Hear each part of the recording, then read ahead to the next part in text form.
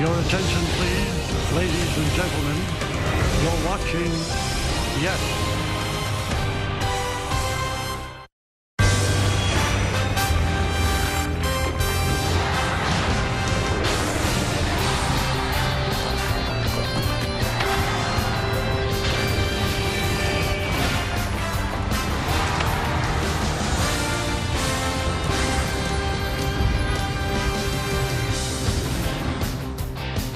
Friday night, spring training baseball under the lights from Tampa, Florida. It does not get much better than this. The captain, Aaron Judge, will be in the lineup playing center field and hitting third tonight for the New York Yankees. Welcome to Yankee Spring Training, which is presented by Montefiore Einstein. And the Yes Network presents New York Yankees baseball. It'll be the Yankees against the Toronto Blue Jays from George M. Steinbrenner Field in Tampa, Florida.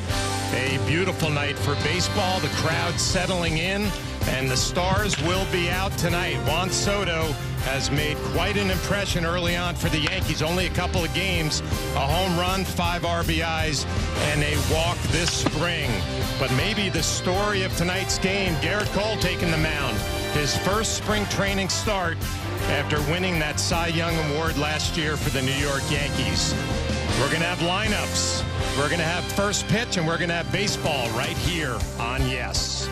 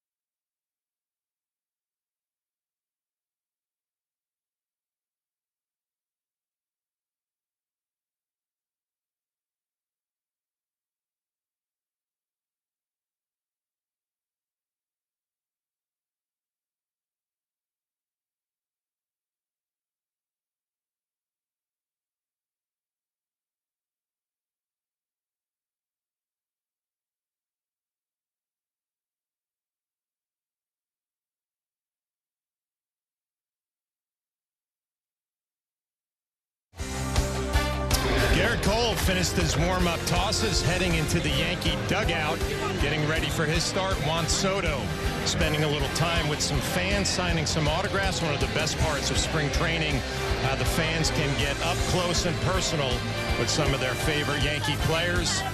Aaron Judge, the captain, also making a lot of Yankee fans happy tonight. Had a little bit of a medical emergency out on the field with a fan, so this game is probably going to be delayed for a few minutes. So the players taking care of some fans, signing some autographs, and we're going to step aside. When we come back, Garrett Cole will make his first spring training start of the 2024 season.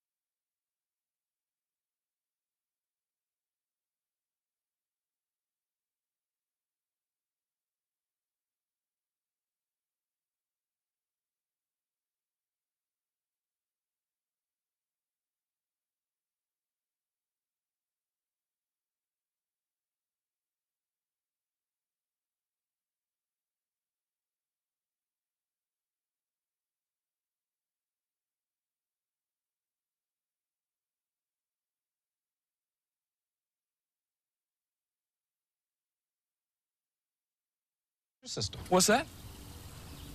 Your system. What's your system?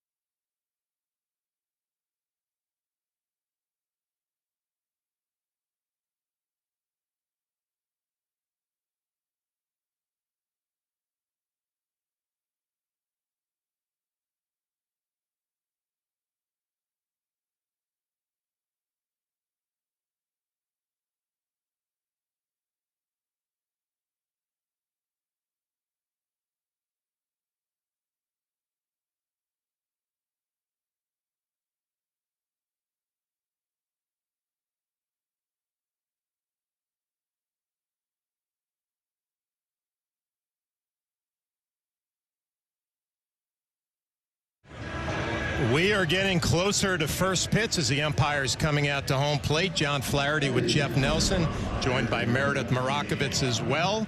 One of the storylines tonight, Garrett Cole taking the mound. He's also going to be throwing to the rookie catcher, Austin Wells, and our Meredith Marakovitz caught up with Austin today for our interview of the day, which is brought to you by your local Ford stores. Austin, it's still very early in the process of getting ready for the season, but overall, how would you evaluate your spring so far? It's been, on the internal side, it's been really good. Getting to know some of the new guys, some of the new pitchers we have on our staff, and, getting acquainted with guys that I got to work with last year. I think that's been really successful so far, and I'm looking forward to continuing that. You came up at the end of last season and certainly had some moments. Is your mentality different coming into this spring? No, I'm just same as in September, it's the same now. It's just trying to help the team win in any way I can. And now I guess it's a little different where we're preparing to win. So I think, learning from a lot of the veteran guys here and how to control the spring and be ready for opening day, I think that's been really important for me and definitely have taken it in a lot. What's been your biggest takeaway from those discussions? Yeah, it's 162 games plus this, so use this as like an on-ramp to get to that first day of games, and then from there it's a marathon, not a sprint. Is there anything specific you were working on this offseason or you want to work on throughout the course of this spring? Yeah, I've been just really hammering down on getting better behind the plate in any way I can, just being more consistent, and on the offensive side of things, just trying to dial in my strike zone and what I'm trying to swing at and what pitches I feel like I can do damage on. Now you're catching Garrett Cole tonight. What's the key in catching Garrett Cole?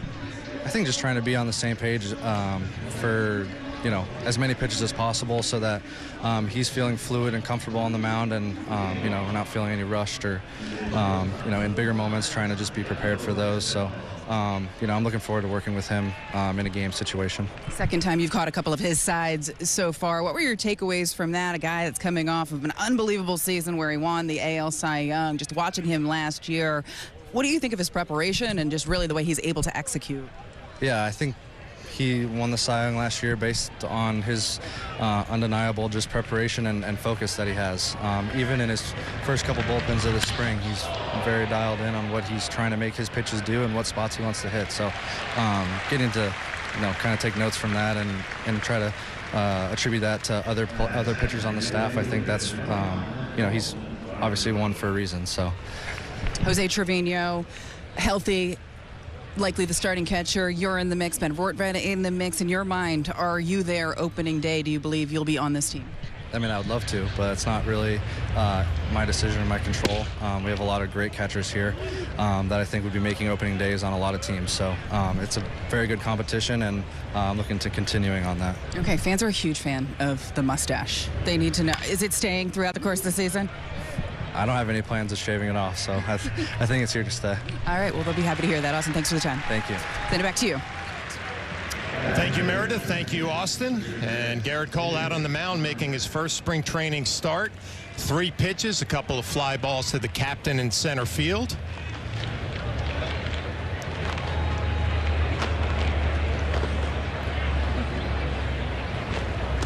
Two quick outs for Garrett Cole. He's going to face Davis Schneider, number 3 hitter in the lineup for the Blue Jays. Wells behind the plate. Fastball just misses right off the plate. And Garrett Cole coming off a unanimous Cy Young award from last year, completely dominant. We're going to check out our Hyundai pitcher scanner report on Garrett Cole. Yeah, flash of the heater. Well, this is his first start, so he's going to establish a fastball both sides of the plate, especially early in his start. You look at the arm strength. That's what spring training's all about. He'll get about 5 starts before that, I would imagine, opening day start against the Astros. And off speed. That off speed in spring for every pitcher is usually the curveball, the slider, or the changeup. That comes later. You know, he had a really sharp breaking ball earlier to get that out to the second hitter on Varsho. But the off speed, it's usually, you know, a pitching coach will say, hey, establish your fastball. You know, sometimes I've had pitching coaches say fastball, changeup, and that's all you can do your first outing. And then your second outing, you'll start mixing in breaking balls. But that's what it's all about early. Snyder loops one to right field, so that's going to be a 2-out base hit to extend the inning. First hit of the ball game for the Blue Jays. That's a heater on the outside part of the plate, just off the end of the bat. And Beebus, the second baseman for the Yankees, who watch where he's setting up, just out of the reach for a base hit, 2-out base hit. I would imagine Cole 50 pitches probably today. Yeah, I was going to ask you, Nelly, I mean, what can this guy do to improve on his year last year as he's facing Daniel Vogelbach? 15-4, 2.63 ERA, over 200 innings. I mean, the numbers are just spectacular. How can he actually get better this year? Well, you know, baseball is a game of adjustments every single year, whether the hitters, whether the game plan for the opposing offense is going to go up against Cole. They're going to change. A hitter's going to change. Their approach is going to change against Cole. And for him, he's such a smart pitcher that he'll pick up on that very quickly, and then he'll make adjustments. It's just all about him staying healthy. Last year, if you looked over, I say 21, 22, it's always been the second half that he's always had a really good first half. In the second half, if you look at his ERA, it's almost gone up 2 runs. Last year, he had a better second half than he did in the first half, and that's one of the reasons why he had a Cy Young. So it's the longevity. Daniel Vogelbach gets a piece of that one and drills it deep to right field. A 2-run shot, and the Blue Jays are on the board.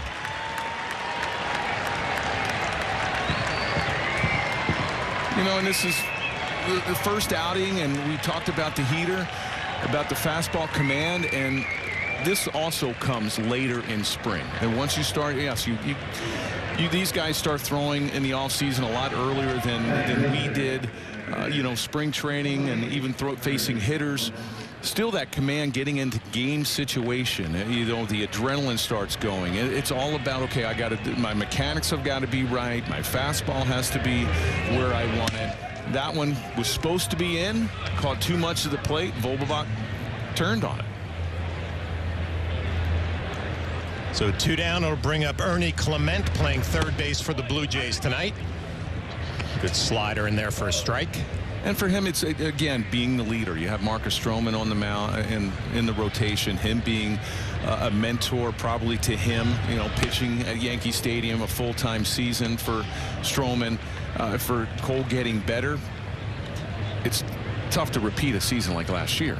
But a game of adjustments. You know, he's going to go out on the mound. He's going to adjust every outing. Him staying healthy is such a key part of it.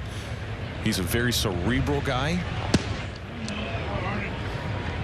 Nelly, I just can't remember a starting pitcher going through a year pretty much from beginning to end, and maybe he had a bad start, he would come right back the next time and have an excellent start, and it was just so consistent. There was no peaks and valleys.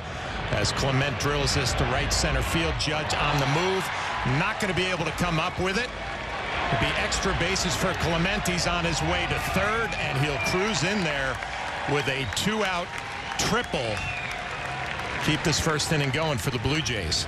And it's the fastball command. I mean, you look at the pitch for Vogelbach. It was inside. It was supposed to be in further. It didn't get in enough. You look at this pitch, you see where Wells is setting up on the outside part of the plate. It catches too much and up. And it's all about the fastball command. And this is his first start. Everything will come as spring goes on, as his starts go on in spring. Right now, it's just not been there. His off speed, we mentioned that earlier as well. A couple breaking balls he's gotten behind, and all of a sudden he's missing with that fastball. Pitching out of the stretch with the runner on third. First pitch fastball fouled off. And really for him, I mean, you get a lot of guys like maybe Rodon, maybe learning the cutter a little bit and working on his mechanics. You look at Clark Schmidt working on some pitches. You know, Marcus Stroman just working his way in as far as being a Yankee and getting used to his teammates. Cole's really not trying to come up with a new pitch. It's all about, okay, I've got to master and I've got to, you know, get the fastball command. You know, I want to get my breaking pitches. I can get my mechanics. I'm not out here working on stuff, but just staying healthy, developing the arm strength, and then also, you know, getting the off speed over. We take a look at tonight's starting lineup, brought to you by your local Tri-State Volkswagen dealer. Espinal, Barshow, Snyder, Vogelbach, Clement, Lukes, Rodin, Servan, and Sosa batting ninth for the Blue Jays. See the numbers for Snyder last year: 8 home runs, limited action.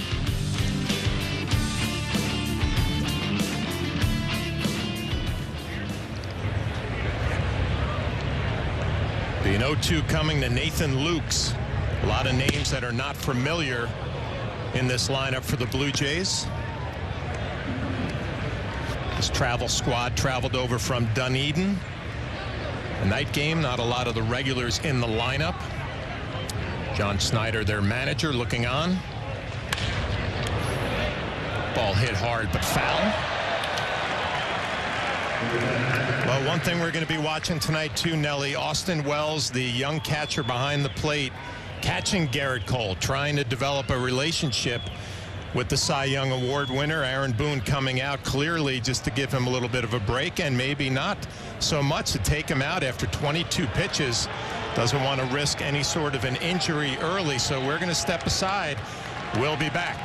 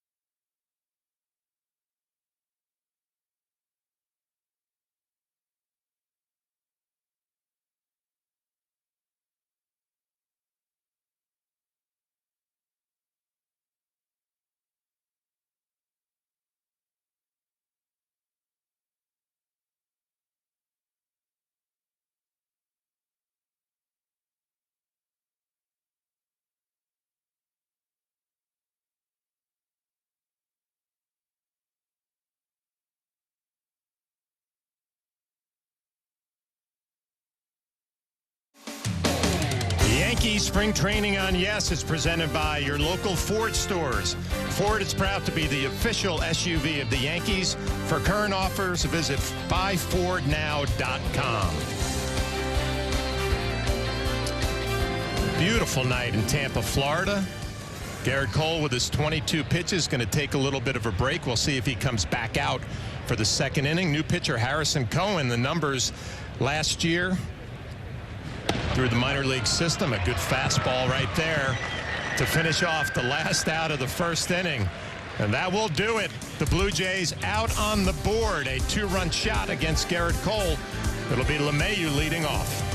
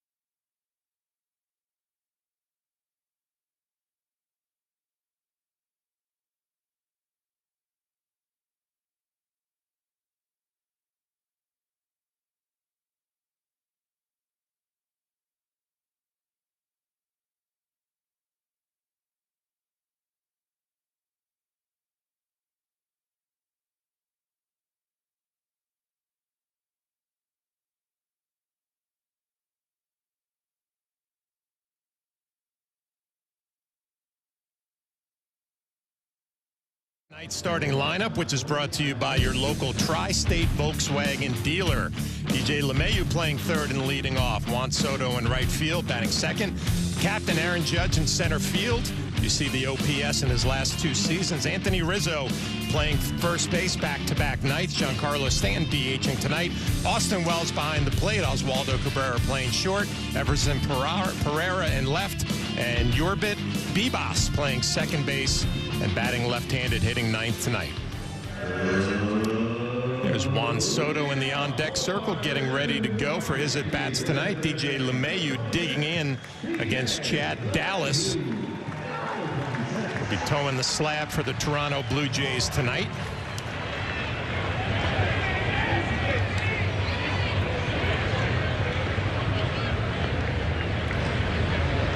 And the first pitch to DJ LeMahieu, fastball for a strike to get ahead. We'll take a look at Dallas and his numbers from last year. 23 starts in the minor leagues. Good ERA at 3.65. Gave up 16 home runs and 144 strikeouts. Now we're going to take a look at our Hyundai pitcher scouting report on Chad Dallas. Well, he's got to have some nerves. He's never been into the big leagues, and he's facing some big guys in his Yankee lineup. LeMahieu, Soto, and Judge, Rizzo. Stanton's in there. AAA, I imagine he would be in AAA to start the season. Had a really good year at AA and A ball. You just saw the numbers from him. He's getting an opportunity. This is what spring training's about. He's a starter for the Blue Jays. You always are going to need more than just your 5 guys during the year, and he could be in the mix, possibly even making the team, or like I mentioned earlier, maybe going to AAA and starting the season. Fastball, slider, changeup guy. Yeah, everything 93 to 95. Everything we heard about him, Nelly, really likes his slider a lot. His best off-speed pitch. There it is there. LeMahieu does a good job of just spoiling it right above that Yankee dugout. A full Yankee dugout. Everybody on the top rail tonight. I've seen games around this year in spring training, and there's been the dugouts, and even not just the Yankees, but other teams. It looks like there's 100 guys in the dugout. I watched the game. I think it was the Angels. Was it the Angels? They look like they hold the whole dugout. They had like 4 or 5 deep. Yeah.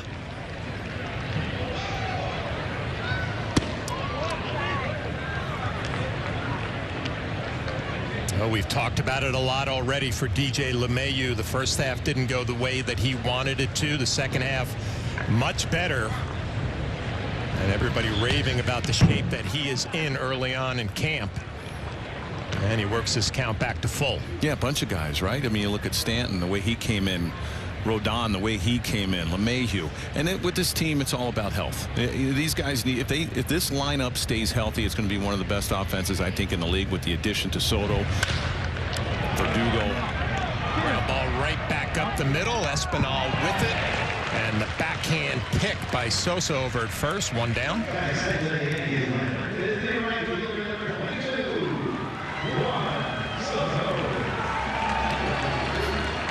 With 1 down, it'll bring up Juan Soto playing right field. Gets a nice ovation from the home crowd at George M. Steinbrenner Field. The numbers last year with the Padres. And Nelly, he has stepped in this spring and looks like he is ready to go. He's an amazing player. I watched him when he was with the Nationals last year with the Padres. He's one of those guys, like we talked about health. You look at Judge and some of the history that some of these guys have been out. This is the home run, and this is a blast. Opposite field, and this went off the scoreboard. He's got power to all fields. I mean, it's amazing the strength that he has, the kind of ball player he is. 162 games last year. You look at Verdugo, he stays healthy. So some of the guys that Brian Cashman and the Yankees have gone and gotten this year, they're on the field. So if there is a little hiccup with some of these guys in the lineup, pretty good odds that Soto is going to be in there every day. Verdugo is going to be in there every day. It just lengthens the lineup having these type of players, especially like Soto at the top. Well, I would say lengthen the lineup, and I think one of the things that you can say you see middle opposite field power last year for Soto. But I think one of the things that we think about last year, this ball drilled to right center field. That's going to shoot the gap. Juan Soto continuing his hot start to his Yankee career in spring training, a 1-out double.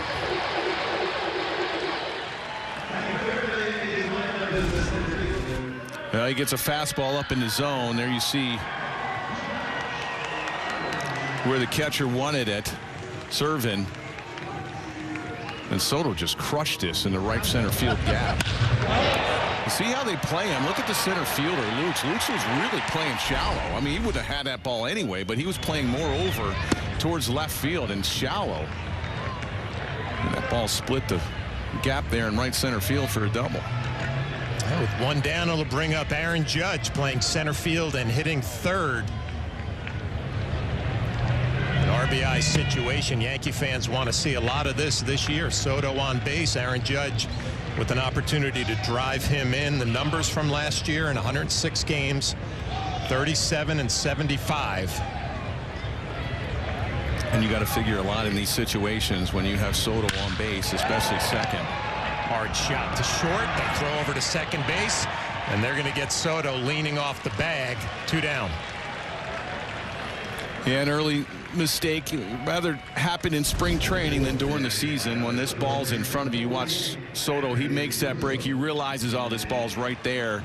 I got to get back. And he's hoping that they go over and get the out at first. But he catches him off the bag too far. Easy play for Espinal over to Snyder. Yeah, you work on these things in spring training, and you're taught as a base runner, if that ground ball is to your left, you go. If it's to your right, you stay at second. So even as great of a player as Juan Soto in, trying to get some game speed reactions on some ground balls during the spring.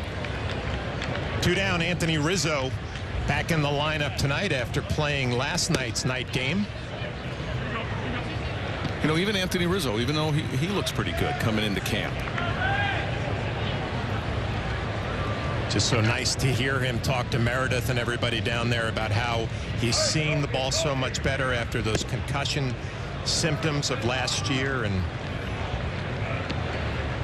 I'm sure a motivated player, Nelly, to get back to his form from the first half. Yeah, absolutely. Last year in the first half, he was having a really good start to the season, and all of a sudden, you know, that play at first base. Nice 4-pitch walk for Rizzo. When he got elbowed by Tatis, and it was never the same. First 53, 304, 11 home runs. The last 46, 172 and the 1 home run, and did not play after August 1st. Now, every player comes into spring training all around the league, Nelly. They have motivation, right? Rizzo, concussion issues in the second half, got to get back to form. Giancarlo Stanton with those numbers, and he said, he was very honest, unacceptable, have to get back on track. Yeah, and you know, adding Soto and Verdugo takes a lot of pressure off of some of these guys. I mean, Stanton wants to stay healthy the whole entire year, and he puts a lot of pressure on himself, thinking that, okay, I've got to be the man. If Judge is down, I've got to be the guy in this lineup. Obviously, Rizzo was not in this lineup in the second half, going through what he was dealing with last year. Adding Soto, adding Verdugo. Ball skied to right center field. Luke settling underneath it. So a little bit of traffic in the first inning for the New York Yankees. Not able to scratch across the run. We'll be back for the second.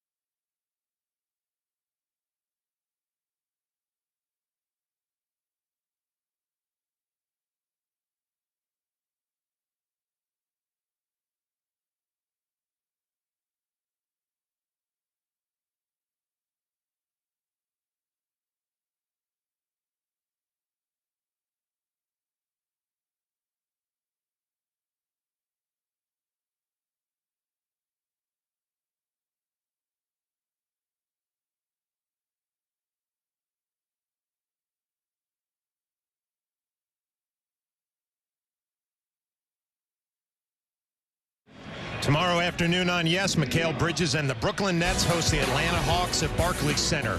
Coverage begins at 2:30 with tip-off shortly after 3 here on Yes and the Yes app. If you get Yes on TV, then you get the Yes app for free.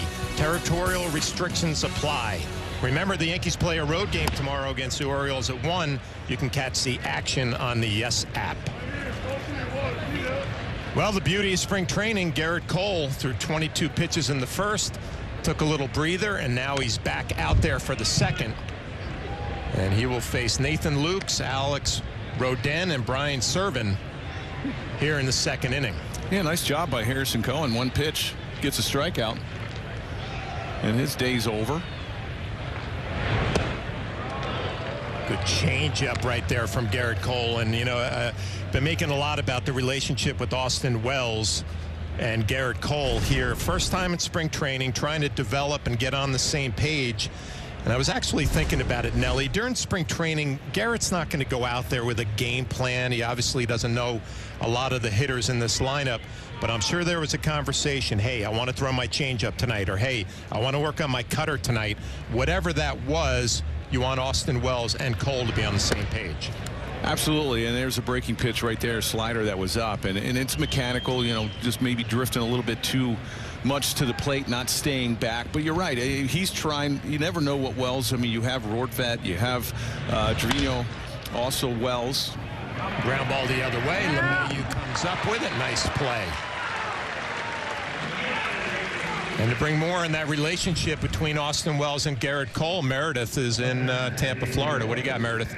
Hey, Flash, although tonight is the first time that Austin Wells is catching Garrett Cole in a game situation, he has thrown several lives here in Tampa, as well as some side sessions, and Austin Wells has caught the majority of those, so there is some familiarity there. As far as Ben Rortvedt is concerned, he pretty much caught Cole through the second half of the season as he continued to work to eventually win that Cy Young award. Now, you guys posed the question earlier, after winning a Cy Young, what could Garrett Cole possibly do to get better this season? And you know Garrett Cole, he is never satisfied, constantly tinkering and trying to make adjustments. I caught up with him right before he received the Cy Young Award for his Stoop Talk in New York City, and I asked him that question, and he said his cutter and his curve, he needs to locate them a little bit better and a little bit more consistently. He felt like the cutter for the first time in the second half of the season, which he leaned on a little bit. It was the first time since he started throwing it that he thought it was really a viable pitch for him. He could get both left-handers and right-handers out with it, so he'd like to continue to fine-tune that a little bit. But guys, this is a guy who won a Cy Young last year. It's kind of nitpicking at that point, but you know he is always going back to the drawing board, trying to be his best self. Well, Meredith, he just threw that curveball in there to get a lazy fly ball, so definitely working on that tonight. We thank you very much. We'll check in with you a little bit later on. Number 9 hitter in the lineup, Andre Sosa, against Garrett Cole, trying to have a 1-2-3 rebound second inning. Good swing, fouled off. I've heard Garrett talk a lot about the changeup, Nelly. He wants that pitch that he can throw moving away from a left-handed hitter. The cutter comes in, the four-seamer in, maybe that changeup away, something he can get a little bit more better at this year. As a nasty slider dotted on the outside corner, so a clean 1-2-3 second inning for Garrett Cole. Another look at that slider dotted down and away.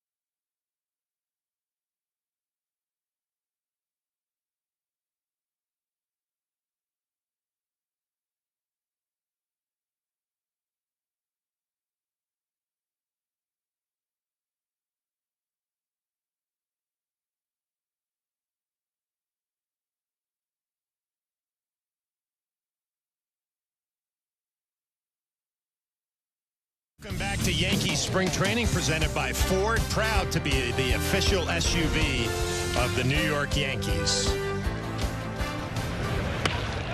Bottom of the second inning, Austin Wells first pitch swinging, fouls off that fastball right down the middle. You know, before the inning ended, you asked me about, you know, the changeup and you go something moving away. I mean, for a pitcher, you want your repertoire or your arsenal. You want something to go away and something to go to the right side of the plate, to the left side of the plate.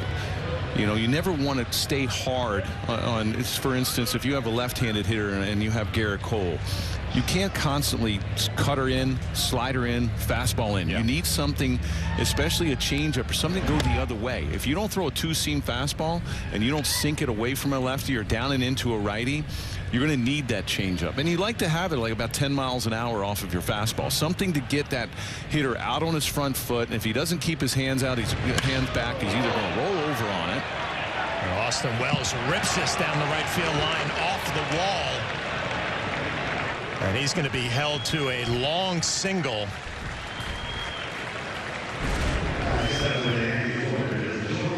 Well, this looked like an off-speed pitch. It was a breaking ball up out over the middle of the plate, and Wells stayed back nicely. We talked about, okay, if you're out on your front foot, you're keeping your hands back. Well, that's what he did, and he crushed it down the right field line off of that wall.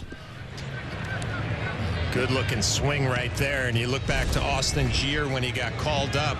Started off a little slow offensively, ended up picking it up with his 4 home runs. And you take a couple pitchers like Rodon. You know, Rodon fastball, he likes the four-seamer, likes to throw it up. He throws his slider. Hopefully he's a lot healthier this year going into the season. And I know he's working on a little cutter, but if you're looking at him at a left-handed pitcher into a righty, everything's hard in, right? I mean, nothing's away. He doesn't throw a two-seamer. I mean, if anything is breaking away, it's probably by mistake. It's usually four-seamer away, or he'll try to backdoor that slider every once in a while, but he doesn't have that changeup that goes away. You look at Clark Smith the same way. I mean, he loves his cutters, got the slider. He did throw a changeup. Maybe that's something that he works on in spring training, something to go down and away. You want something to move on both sides of the plate. And that way you have a lot more success against some of these tough hitters, and especially something that's off speed. You want something, fastball about 95. You want something around 85, whether it's a big curveball or whether it's that changeup down and away to try to throw off the balance of a hitter.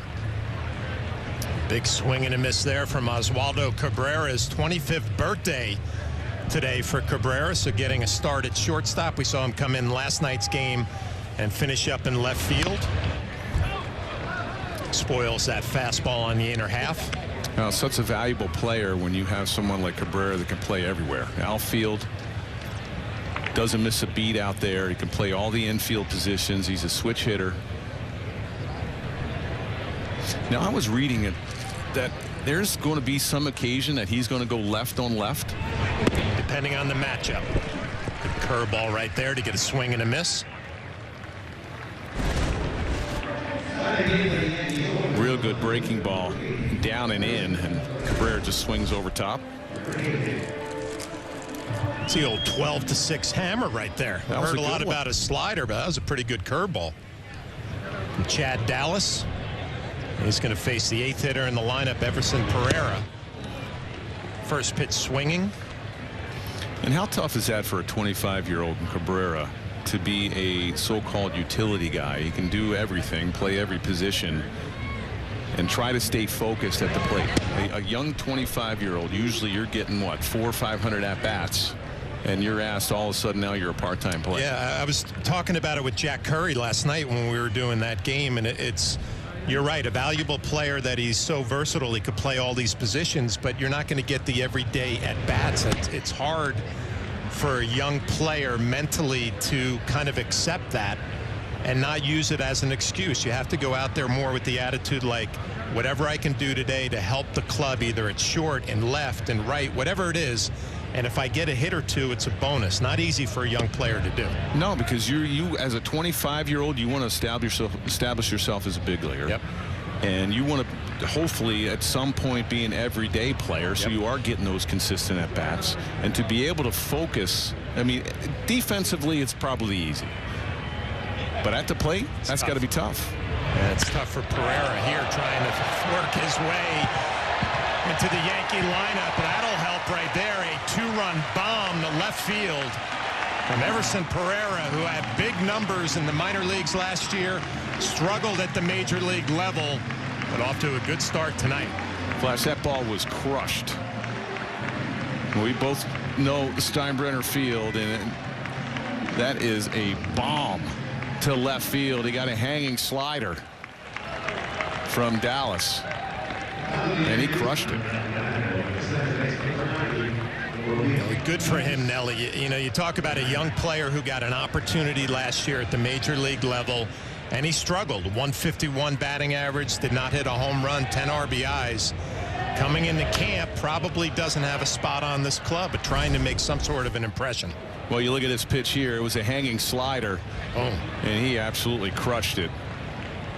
He knew it. Everybody knew it. You look at the reaction from Chad Dallas, the pitcher.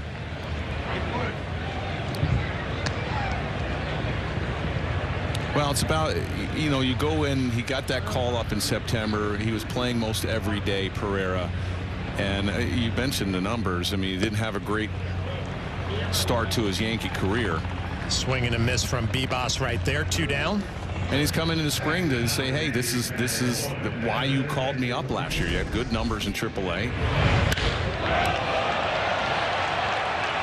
I mean, this is crushed. It goes well over those seats there in left field. This is a great swing here, a hanging slider. Well, the Toronto Blue Jays are going to make a pitching change, so we're going to step aside. We're all tied up at 2.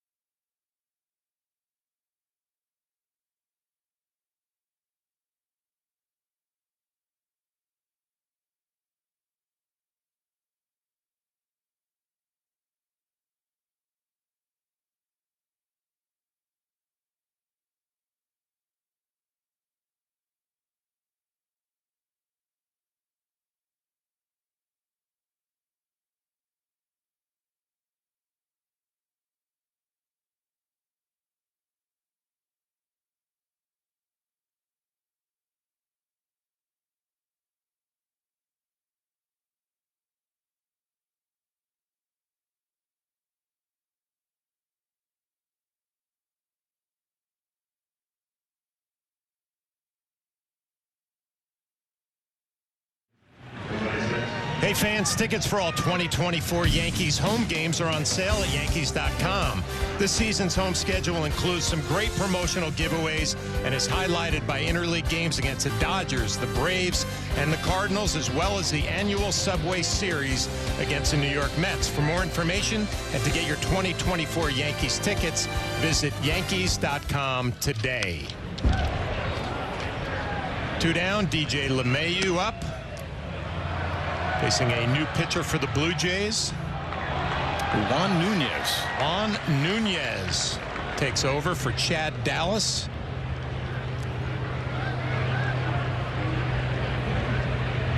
DJ hit a ground ball back up the middle. His first at bat. Take a look at the numbers on Nunez in the minor leagues last year.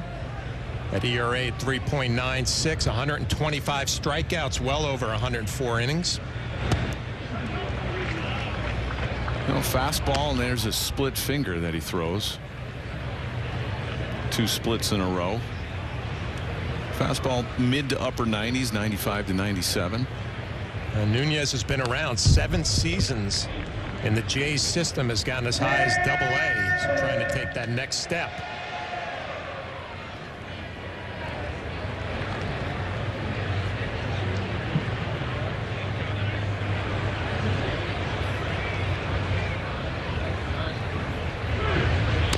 2-2. Fouled off.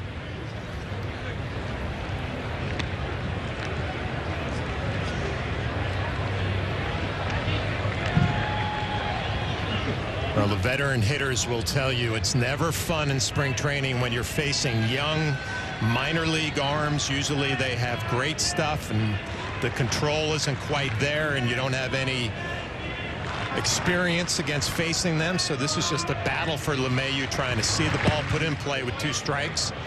Good take right there. Yeah, there's no, besides maybe a little bit of a scouting report on him, say, okay, fastball split. Obviously he loves his split.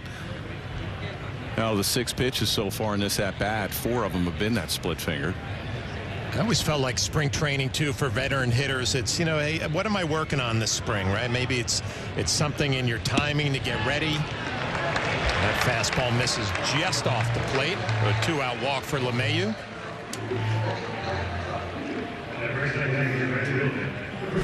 You know, I ask you the next inning, there's a fastball. You see where Servin is setting up, and he was pretty close. The home plate umpire Mark Carlson thought it was a ball. 2 down to bring up Juan Soto. Off to a great start this spring, at a double in the first.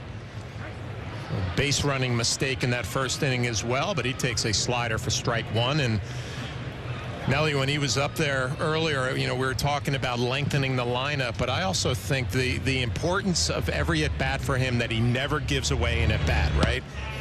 He's going to take close pitches. He's going to go deep counts. I think that's going to rub off on everybody in the Yankee lineup. Well, I mean, when you have the leadoff hitter, what a leadoff hitter is supposed to do, I mean, you want to take pitches. Okay, what's the pitcher, the starting pitcher, have that day? And you look at this as a nasty split, and you lay off of it. It was a great take, and he works the pitcher. Now, he's a second 2-hole hitter, so he takes so many pitches. He has such a great eye. And for me as a pitcher, I get frustrated when all of a sudden you look at the pitches that he's taken since 2018. For me, when I have someone that works the count that much, yeah, it becomes difficult to pitch them. 1-2, LeMahieu on the move. DJ LeMahieu steals a bag.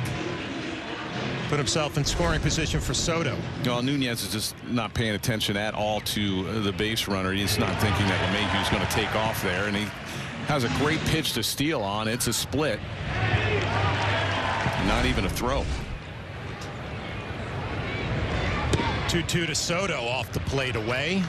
And this is probably one of the reasons why Nunez hasn't gotten to the big leagues. I mean, he loves his split. Yes, he has a really good one, but if that's all he's going to throw, he's going to have to show the fastball on occasion. He's got a good one. He throws about 95 to 96. But you can't fall behind some of these big league hitters and expect to sneak a fastball by. He comes right in there with that fastball, but it misses down. That's a typical Juan Soto at bat right there. Behind in the count early, works his way back. A 2-out walk. Well, fastball. He has to come back with the fastball, and it is down. And Soto's got a great eye. And this is what the Yankees hope for a lot. When you have first and second and Aaron Judge, no place to put him, and you got to pitch to him. Judge 0 for 1, a ground ball to short. His first at bat. This is exactly what the Yankees have envisioned putting this lineup together. Traffic on the bases for their big man hitting in the 3-hole. And if you're Nunez, you're probably thinking the same thing, like, oh, that's great. I just walked Soto, and look who I have to face.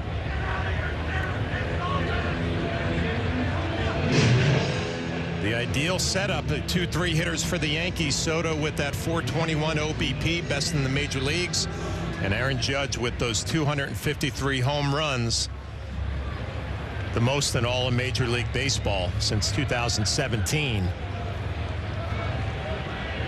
In the driver's seat, 2-0. And that fastball misses down and away. Yeah, this is spring, 3-0. Let it go. You get a fastball to hit here. You unleash on it.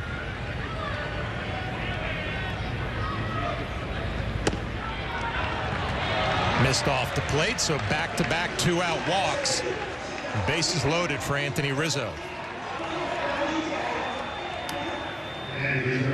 Well, this is where a healthy Rizzo, having him there all year, you know, right behind Soto and Judge and ahead of Stanton. This is a dangerous lineup. They stay healthy.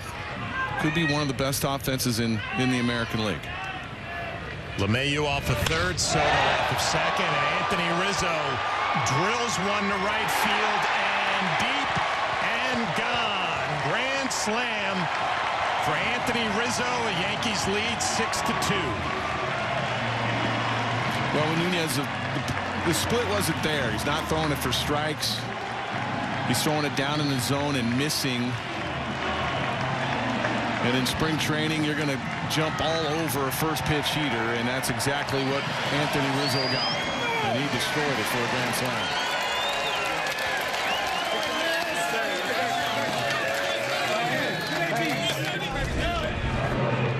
You watch this as a first pitch fastball right down the middle. After 3 walks in a row from Nunez. Great at bat. With 2 down, and that'll bring up Giancarlo Stanton, DHing tonight. Flew out to center field his first at bat.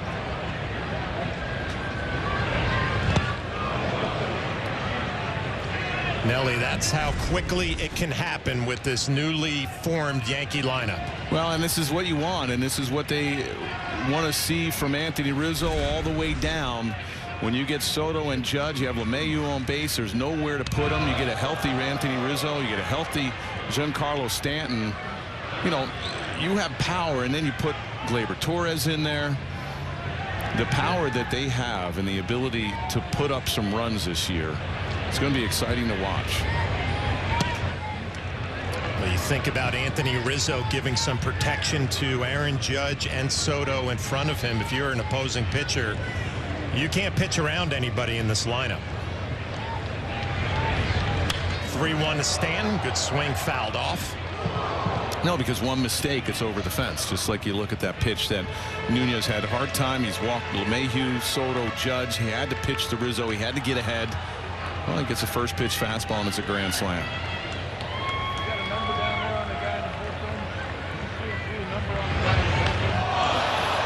That gets a piece of Giancarlo Stanton, so it's all falling apart for Nunez here in the second. Well, Nunez, not a whole lot of experience besides being in the minor leagues for 7 years. He hasn't been in the big league level, and he's facing a lot of great hitters in the Yankees, and he's fallen in love with a split, and that was a split finger that hit Stanton in the back at 86. He's a fastball split fingered, and when you're not throwing that split for strikes and you got to come in there with the fastball, you wind up getting hurt. Austin Wells underneath it, scoops it to the right side. Schneider cannot make the play. So things getting worse for the Blue Jays here in the second inning. A routine play that's botched by the Blue Jays second baseman. And Stanton on third, Wells on first. And he just took his eye off of it. Schneider, he goes back. You watch how he goes back. This is a split. Wells is out on front of it thinking, okay, this is going to be a routine fly ball. And Nunez is thankful he's going to get out of this inning. And it just clanked. Hit him right in the heel of the glove. Looks like maybe he even put his glove up. And it blinded him a little bit. Maybe it got in front of his eyes and really didn't pick up that baseball to make that catch. So the second inning continues for Cabrera. Swings through a fastball.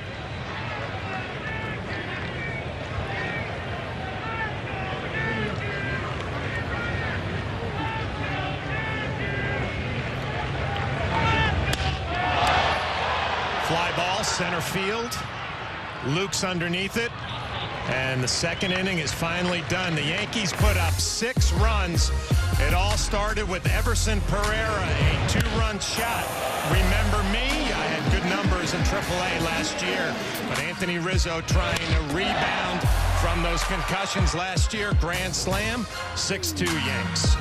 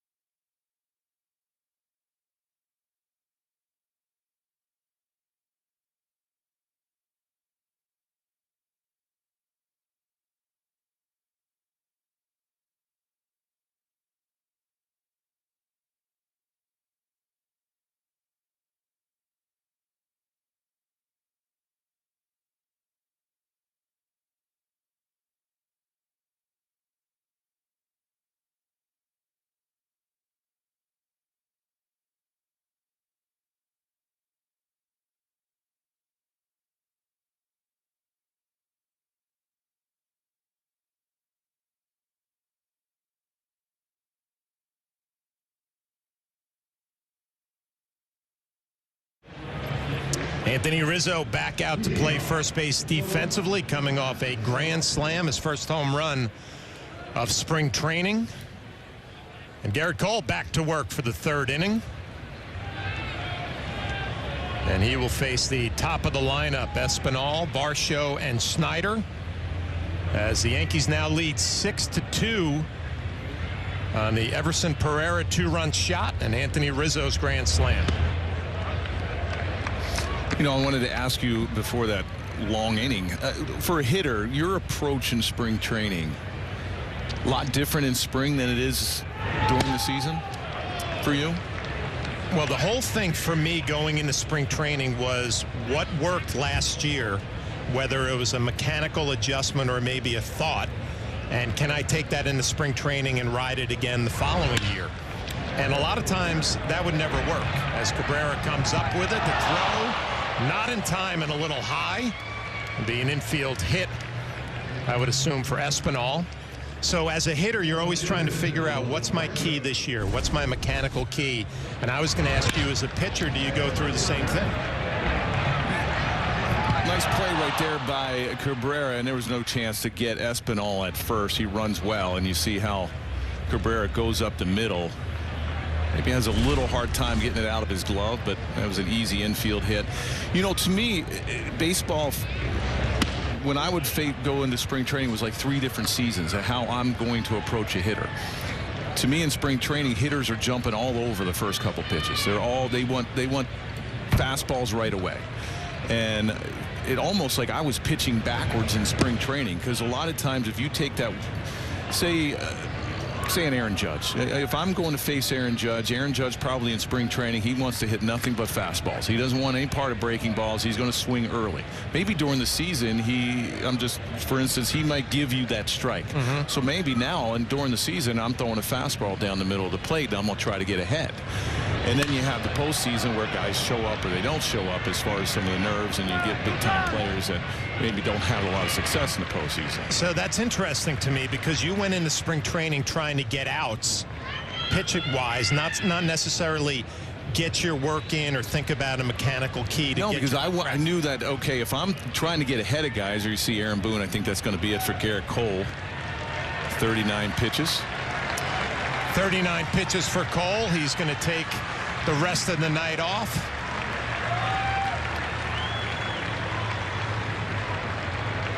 My signature hybrid mattress versus this leading brand name hybrid mattress. Both combine types of memory foam with innerspring core.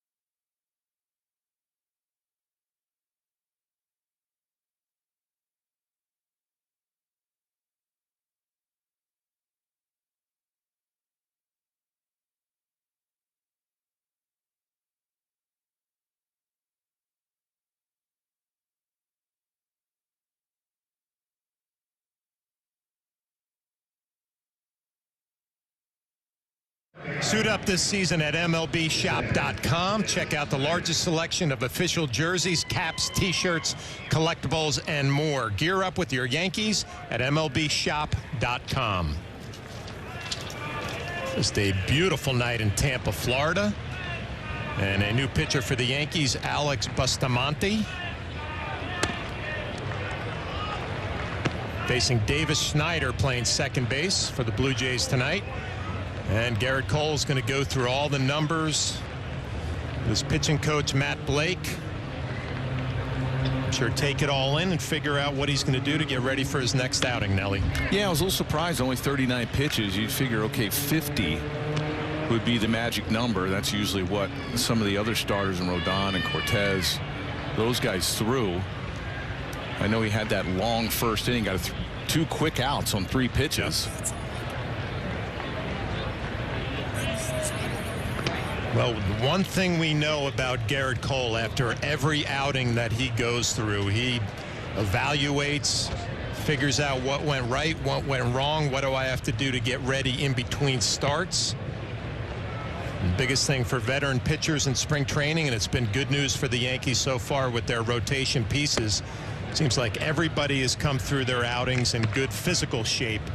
Now you look forward to building that foundation, getting the pitch count up. Yeah, and that's what you want. And then coming into the park tomorrow, how good do you feel is after your first outing? You figure Cole's going to get about 5 starts in spring, maybe about 20 to 25 innings. You want to try to see that pitch count get up to about 100 pitches before you break camp. He's probably the one that'll get close to 100. You see a lot of guys now about 80, 85 when they leave camp.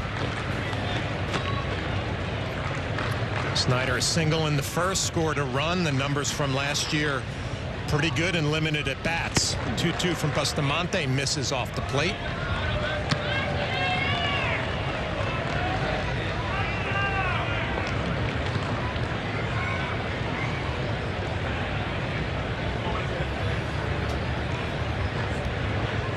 Espinal taking his lead off of first base. He had an infield base hit. Not running 3-2.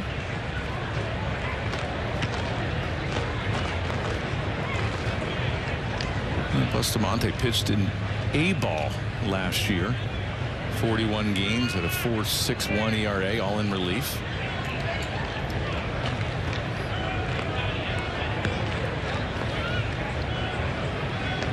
Remember that first spring training game that you got an appearance as a minor leaguer? A little shaky. Yeah, a little shaky. Yes. I feel the same way. Felt the same way.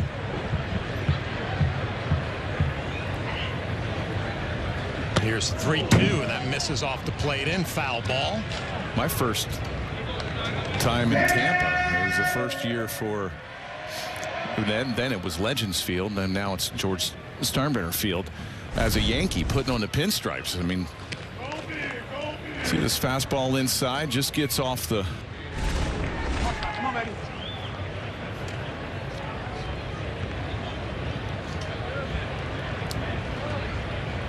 Espinal back to first base. We'll do it again. Another 3-2 pitch from Bustamante. Fouled off the other way. You spend all that time in Seattle. I was there 92 to 95, and we played the Yankees in the first ALDS, the division series, and then all of a sudden I'm a Yankee the next year. And that first outing on with the pinstripes in Tampa, that was a little nerve-wracking. Okay. I was like, wow. I thought the nerves were gone. Even as a veteran big league pitcher. Even as a veteran. Still got it. Swing and a miss. So Bustamante wins that battle. 2 down. Yeah, we were talking about approaches and how, you know, for me, I always felt like hitters were jumping on you early. I mean, there's a real good fastball down and in. Got the swing and miss. After coming inside, it makes the hitter a little leery. Maybe he doesn't know where the ball's going. You got to be on your toes. And Snyder just swings over top of that fastball down. 2 down to bring up Daniel Vogelbach. As Wells throws behind the runner Espinal.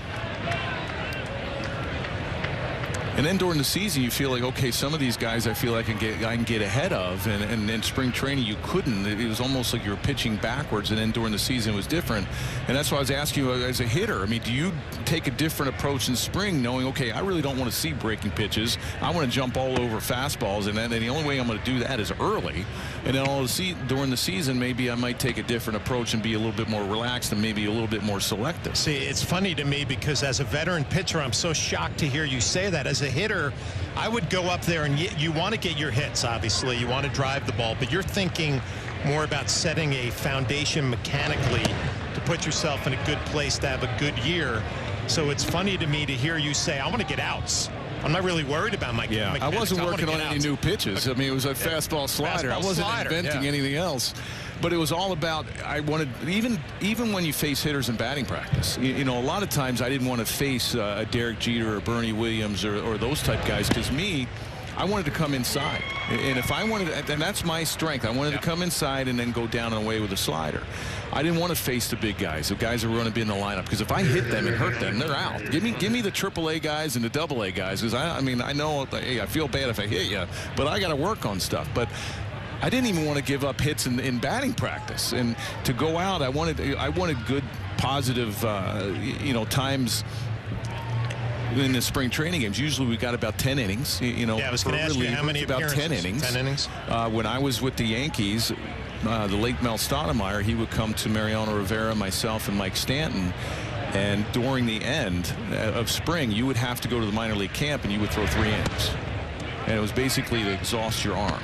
And it didn't matter how many pitches, you're going 3. I don't care if you throw 100 pitches in those 3 innings, you're going to go 3 innings. And then you take a couple days off, and then usually breaking camp as a reliever, you always do that back-to-back to make sure everything, you know, works out and you're able to recover from a back-to-back outing. Eric Clement behind in the count 0-2. That got a piece of veteran umpire Mark Carlson behind the plate. Little slider just hung up there as a backup slider.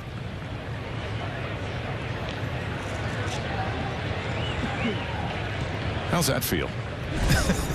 Spring training for the umpires too. Take one right off the mask. The 0-2 from Bustamante, and this one flipped down the left field line. That's going to be foul.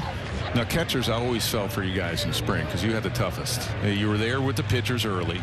Your work was way more than any other position player, pitcher, everything. You guys had it the worst. Yeah, well, you'd go through the team stretch, then you'd go through your individual drills, and then you'd go catch bullpens and catch you guys probably 3 or 4 pitchers a day. And then you'd stick around for the game, hoping you either got a start or you would come in late. And I go back to my first big league camp with the Boston Red Sox wearing number 62, catching bullpens all day, catching in the bullpen during the games.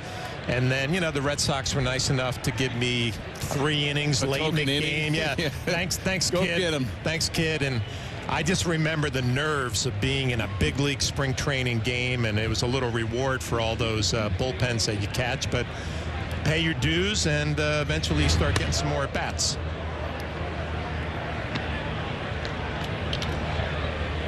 The biggest thing for me being a young catcher in spring training was making sure you got the meal money for the week, right? So if they're handing out meal money out the envelope, on a Friday after Thursday's game, you're hoping a coach doesn't come say, hey, you're going down to minor league camp, because another week of big league meal money was huge. Clement underneath that, pop up to DJ LeMahieu. Little miscommunication with Cabrera, and that one falls. Sloppy defensive communication between DJ LeMahieu and Oswaldo Cabrera. Yeah, this is probably going to go down as a base hit because it fell in between Cabrera and LeMahieu, and this is a breaking ball that Clement was out in front of. And there you see LeMahieu, and Cabrera just said, okay, he's going to get it. And this is probably LeMahieu's ball all the way. Cabrera gave up on it thinking that LeMahieu was just going to take it, and it falls.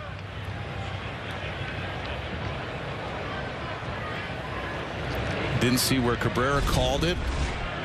Just assumed that LeMahieu was going to be camped under it.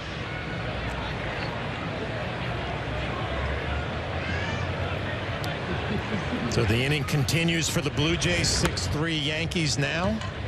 I'll bring up Nathan Lukes. Struck out in the first.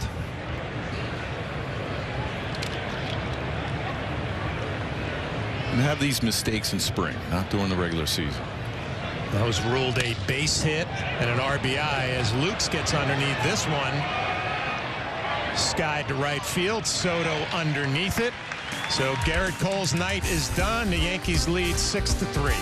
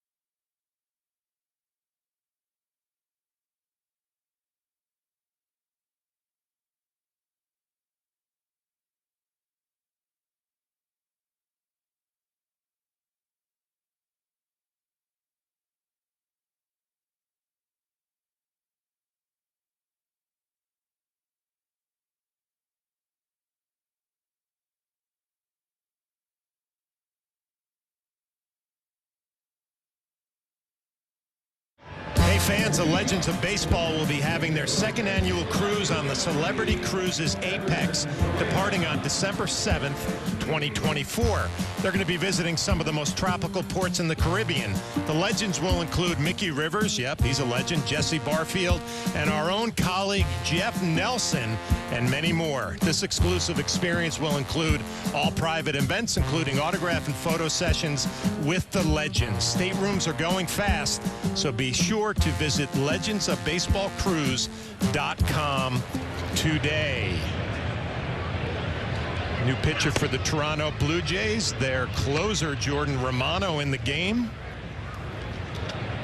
A very good year last year, 59 games, 2.9 ERA, and 36 of 40 in save opportunities. Those saves were second in the American League behind Emmanuel Clasé's 44. This is what happens in spring. The managers get the veteran relievers in the game early instead of waiting to their typical 9th inning or 7th or 8th inning. Well, it's going to be Pereira, Bibas, and LeMahieu. Pereira with that 2-run shot to get the Yankees on the board early.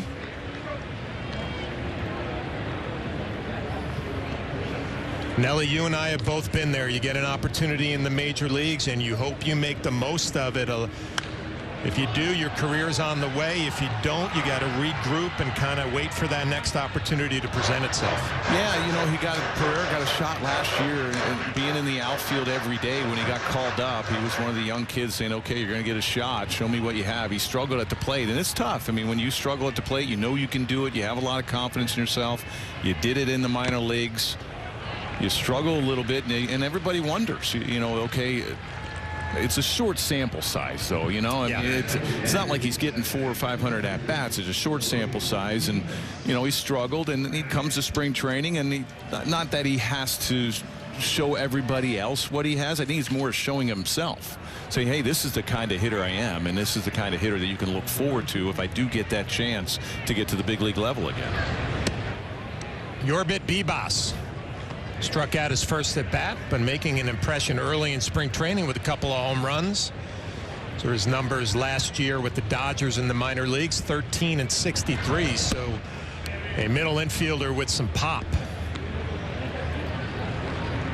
Well, I just think back to the opportunity you get as a young player going back to Pereira, and if you get off to a good start, all of a sudden that confidence comes where, oh, I could play at this level, I could play with these guys. But if it goes the other way, then you start thinking, well, all right, this is the major leagues. I did in AAA, but I haven't proved to myself I could do it at the big league level. So Pereira is going to wait for another opportunity. Well, it is, because not only do you question yourself saying, okay, can I handle it? Can I hit off of the big league pitching? You also start questioning, okay, what are they thinking of me? You know, what are the coaches? They called me up for a reason, because I had a really good year. They're putting me in the lineup every day, and I'm not coming through at the plate. So what are they thinking of me? Strikeout for Romano. And for a young kid, that's the toughest part, is the thought process of not having early success and you questioning yourself. So 2 down to bring up LeMahieu. A walk in the second, scored a run and stole a base. You know, they say it's easy to get to the big leagues, but harder to stay. And it's true. You can put some really good numbers up at AAA and get that opportunity at the big league level, and all of a sudden you go up and you don't have that success, and you may never see it again. And now you come into camp, right? Juan Soto is now an outfielder. Alex Verdugo came over. Grisham in a trade. So now all of a sudden the outfield situation is loaded. So for a young outfielder, probably not going to be a whole lot of opportunities. No, you're right. And you're coming into camp and you see what happened, like you mentioned, in the offseason. It's okay, now I have to get back to what I did last year in the minor leagues before I got the call up, because if something happens, if there's an injury at some point that they need me, I need to go back to not square one, but what offensively I did in the minor leagues, so they have confidence in me that I get another shot to be able to produce and show them that you can handle that at the big league level. Ground ball to third. Clement up with it, and an easy 1-2-3 inning for the closer, Jordan Romano. Yankees lead this one 6-3.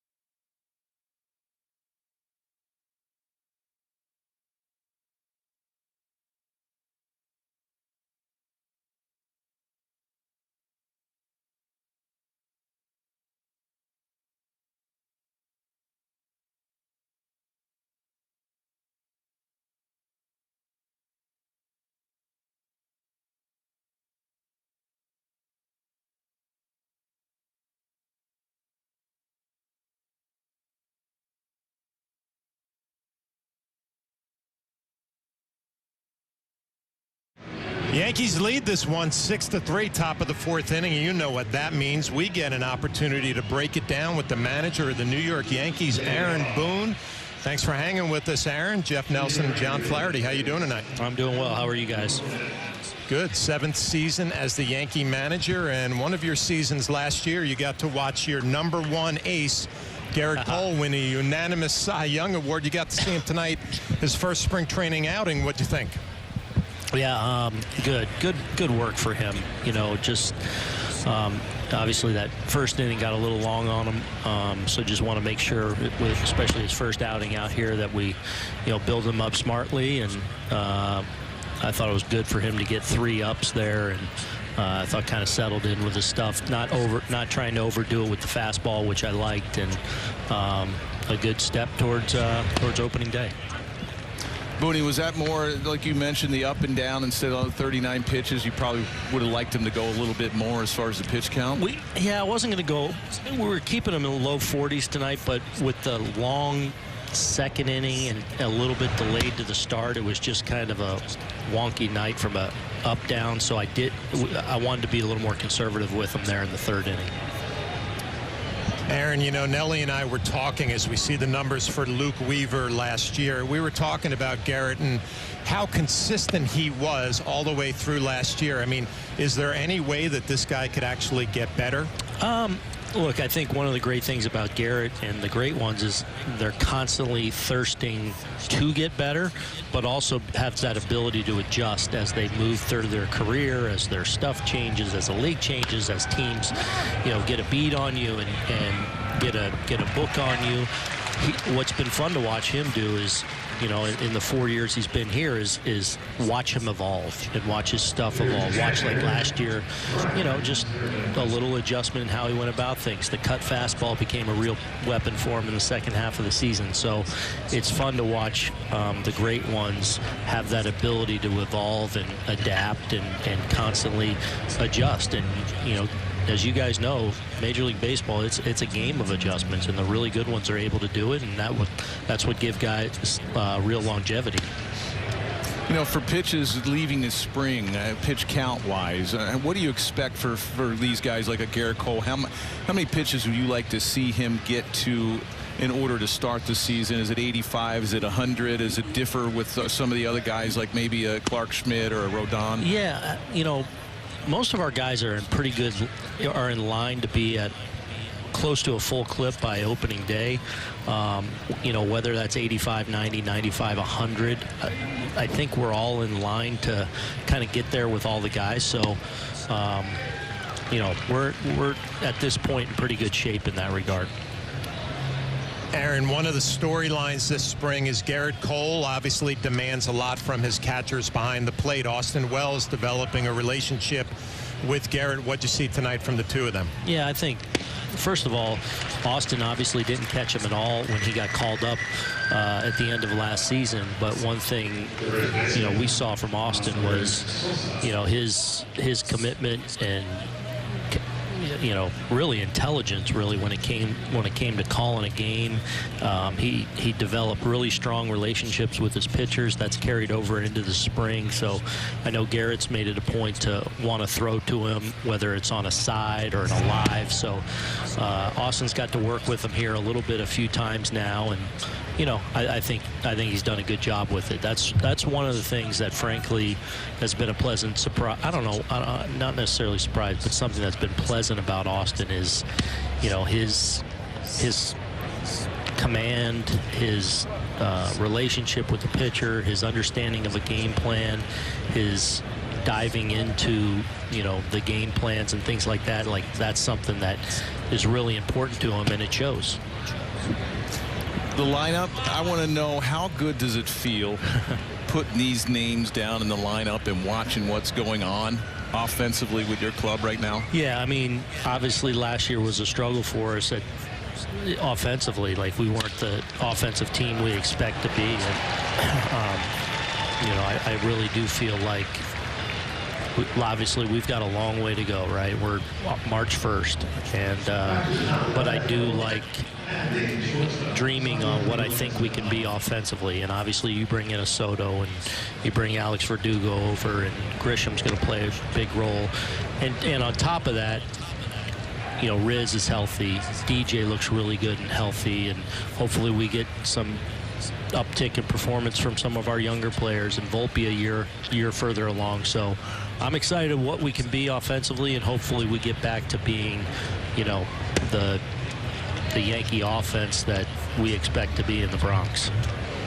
You know, Aaron, we've talked a lot about where Soto's going to hit. Maybe Aaron hits behind him, but really maybe the most important hitter in your lineup might be Anthony Rizzo, giving protection to both of those guys. Looked pretty good tonight with that swing. Yeah, it did. There's no question that middle of the order. So, you know, however it ends up shaking out with Rizzo, Glaber, DJ, Verdugo, you know, those are going to be the guys where hopefully they have a ton of opportunities, and if they're doing their thing, then we should be a team that scores a ton of runs. You know, Aaron, you mentioned some of the young guys, and Pereira's obviously one of them. You know, he came up last year and struggled a little bit offensively, but had a big home run tonight. He saw obviously the transactions that happened in the year. Verdugo, Grisham, Soto. The outfield is pretty much set. You know, is there something that you say to him or some of the young guys saying, hey, there's always going to be that opportunity? What do you like maybe say to him as far as getting him back to last year and the offensive production he did in the minor leagues? Yeah, you know, I think the big leagues was an adjustment for him last year, and you realize how good these guys are at this level, and I think he got a little bit exposed and even overmatched at times, and sometimes you get a little wide-eyed, like, man, I've always been able to really do this at a high level. I've got great power, and you start doubting yourself a little bit, and I feel like there was some indecision in some of his just takes and whatnot. I felt that way even his first at bat, and right before he hit the home run, if you go back and watch the pitch he takes to, I think, get the 2-2, it's almost like he just settled down a little bit, and that's him. And then we see what he's capable of doing when he gets a pitch to handle. So hopefully, you know, this is one of those, it's March 1st in a spring training game, but hopefully it's one of those times where, man, you're in the lineup in a night game with the big boys out there, and you put together a good at bat. That's one of those things that hopefully, you know, helps settle him in his, you know, journey as a professional baseball player. But you can't worry about any of that. You just gotta play your game and know that you've got a boatload of talent, and you've still got development to do, and the time will be there when it's your time. Well, Aaron, we thank you for your time here through the 4th inning. Luke Weaver looked pretty solid. The Yankees lead this one 6-3. We're going to take this to the 5th.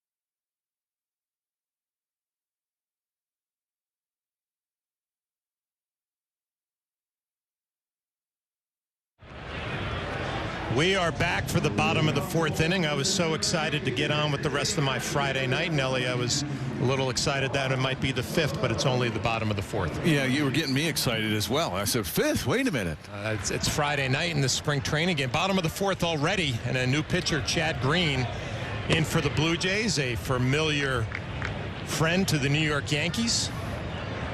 Made his way all the way back from Tommy John surgery, pitched at the end of the year for the Blue Jays, and looking to get his career back on track. If the Jays can get him going, he pitched in 12 games last year at a 5.25 ERA, all at the end of 2023. Big addition in that Jays bullpen if he can stay healthy. Slider misses just down middle. Juan Soto again ahead in the count, 2-1. Had a double in the first, a walk in the second, scored on the Rizzo grand slam. That's a good hop heater right there from Chad Green. That'll get your attention. You see Servin setting up on the outside. There's a fastball in at 96.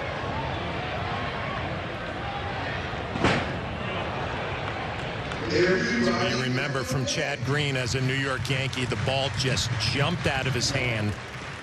Got a lot of easy outs with his fastball, then started developing a slider.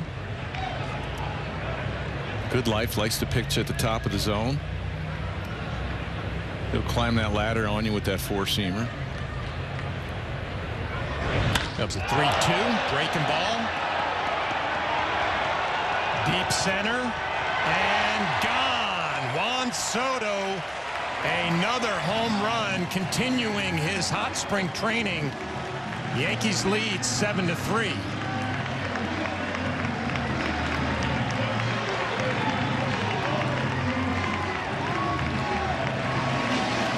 Bad slider from Chad Green, but I didn't think it was going to be that bad. It was like a backup, and I didn't think Soto hit that well, and he just crushed it to dead center. And this is what we were talking about, a hitter that takes so many pitches and has such a great eye and works the count. It's very difficult for a pitcher to try to set him up and try to get ahead. Aaron Judge, first pitch swinging, and this one will stay in the park as Nathan Luke settles underneath that one. Juan Soto, second home run of the spring. Well, it's a slider, and it was up, and I didn't think that it was not a terrible slider. I know it was up in the zone, but he absolutely crushed this to dead center. There you see Luke's the center fielder. He really plays a shallow center field, and it hits off that screen That batter's eye out in center, about halfway up. You know, Nelly, one of the things that veteran hitters will do in spring training, look at that flag and see where the wind is blowing. Not a whole lot of wind tonight at Steinbrenner Field. So that was all four-seam carry off the bat from Juan Soto. Take another look at the swing from the side. Loads on his back leg. And I love the way he chops down at the ball and gets that four-seam carry that just carried out of the ballpark.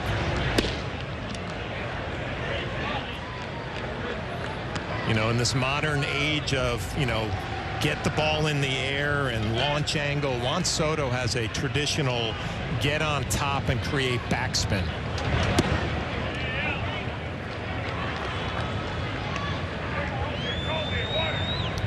Anthony Rizzo having a big night. Walked in the first, grand slam in the second. And ahead in the count here, 3-1. Swing and a miss at a cutter or slider down and in. Yeah, that was a good cutter down and in from Green.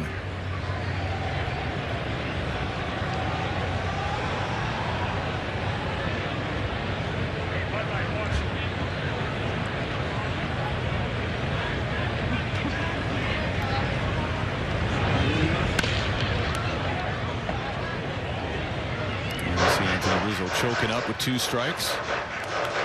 Don't see a whole lot of guys do that anymore.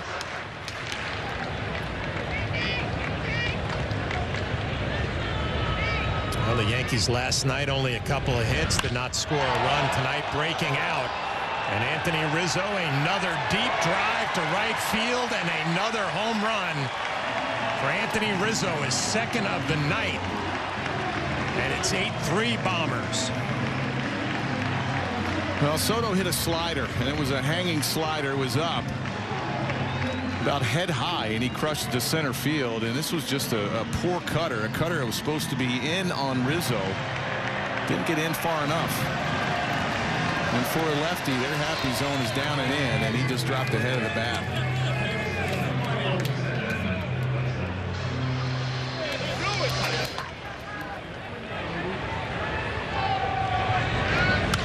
Bring up Giancarlo Stanton, first pitch swinging. You watch where this pitch is. A cutter, 91 miles an hour, and Chad Green knew it as soon as he threw that pitch, and so did Anthony Rizzo. He crushed that ball to right field.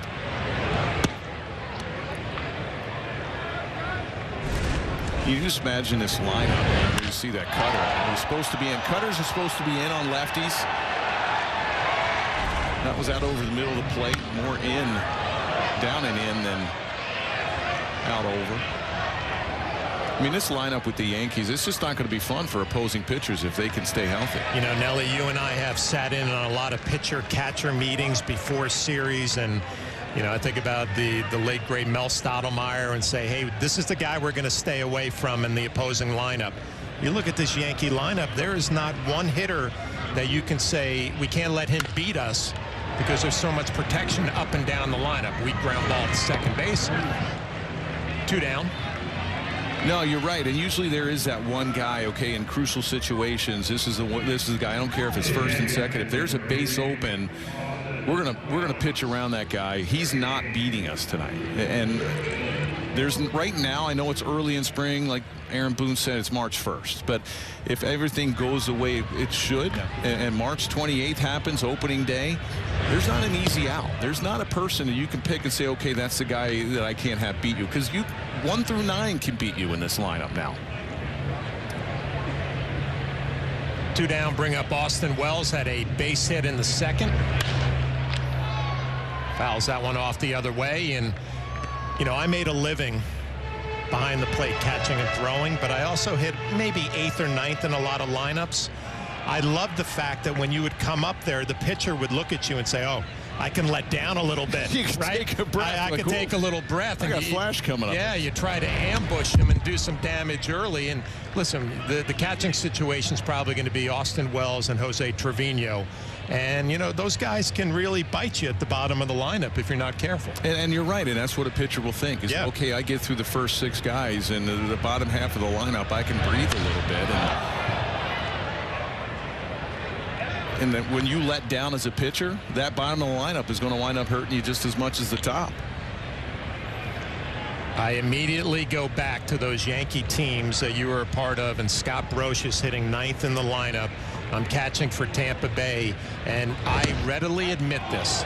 As that curveball catches the outside corner, you do let down a little bit.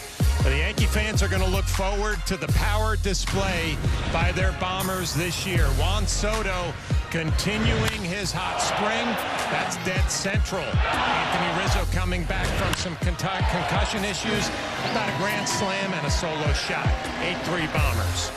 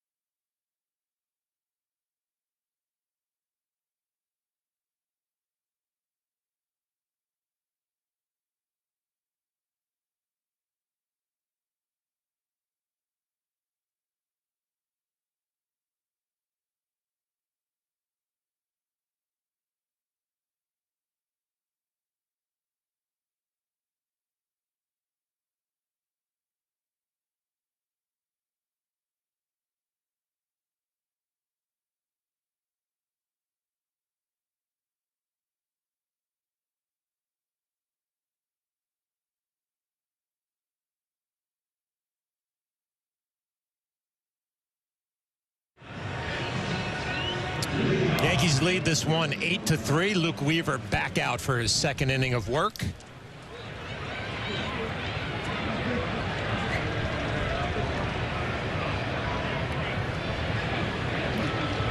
Luke Weaver got a little time with the Yankees last year, 3 starts. He's been with the Cardinals, the Diamondbacks, the Royals, the Reds, Seattle, the Yankees a little bit last year. 2-3-4 for the Blue Jays. Varcho, Snyder, and Bogle back. He switched up his windup a little bit, as you can see. He doesn't really have that high leg kick. It's almost a slide step from the full windup. You see that just a little abbreviated leg kick. Ground ball to second base, easy out, 1 down. You know, spring training is one of the best times of the year for players. They are so relaxed, Meredith, down there in spring training. Now, Flash, I know you were dialed in last night for your first broadcast of the season, but you'd have to be living under a rock right now to not know that Aaron Judge is very good at baseball. But I think during the spring, he kind of wants you to know that he has other interests too. He's obviously completely focused on baseball, but he's been trying out some new things. And this year, he decided he was going to try to be the team photographer as yesterday's game started. Now, he took a picture and it wasn't exactly in focus, and when I asked him about it, he said he doesn't understand why people don't like it. He feels like if they don't get it, they don't understand what he was trying to do. He said it's abstract art, and it was a 10 out of 10. Now, I asked Anthony Rizzo about it originally. There it is right there. Make of that what you will, guys. And he said, well, that's terrible. But then Aaron Judge walked up right behind him in the clubhouse, and he said, you know what? It kind of looks like watercolor, like a painting. So maybe it is good. Maybe it's fine. But last year, as we know, you saw the picture earlier, he decided to try his hand as a team reporter, and he eventually decided that that was not for him. So I asked, what's harder, team reporter or team photographer? And he said, team reporter by far. You got to be on your toes for that. Photographer, well, you can interpret what you will of that potential watercolor-like non-focused picture that he took yesterday. Meredith, I don't think it was a bad picture. Meredith, I don't think it was a bad picture. It was a picture of the umpires, and it was fuzzy, but sometimes with some of their calls, that's what they say. They're a little fuzzy. According to him, you know, that's what he was trying to do. Look at him having some fun there with Trevino, Alex Verdugo there as well, Scott Efros. And look, the focus is on being the best team they can be, preparing themselves for the season, but they do have some fun. And guys, we've talked about this a lot. It just feels like there's a different vibe in that clubhouse right now. And obviously, there's a lot of optimism right now. It is spring. And yes, the roster looks great on paper. You need to go out there and handle business when the regular season starts. But this seems like a hungry group that is ready to prove that last year is not the team that they can be. Snyder gets into this one to left field, and that's gone. A solo shot for Davis Snyder. 8-4 Bombers. But Meredith, I wanted to continue on that theme because Aaron Boone early in spring training mentioned that we have to go out there and prove it. So I'm wondering, when you're around this team in the clubhouse, is there maybe a little bit more intensity than you would normally see during spring training? Well, I think when you talk about that intensity, it started in the offseason and the way guys prepared and how early they started getting ready. The reigning Cy Young and Garrett Cole told me he threw off the mound for the first time the second week or first week of January already and felt like he was ahead of schedule. Aaron Judge was down here in Tampa the majority of the offseason along with DJ LeMahieu. Anthony Volpe, you can tell he's put on some muscle mass. He's worked all offseason to not only tweak and flatten out his swing a little bit, but also defensively he continues to put in work. Gleyber Torres working throughout the offseason down here in Tampa.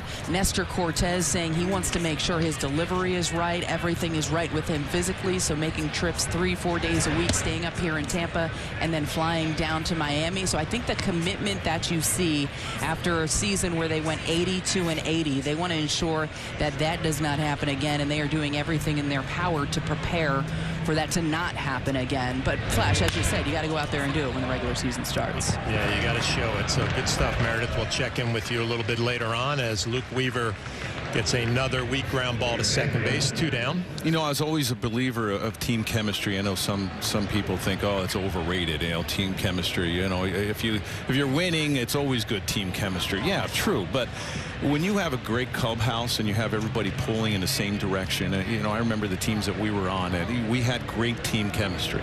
And it's a little tough to build that in spring training because everybody is so in different spots.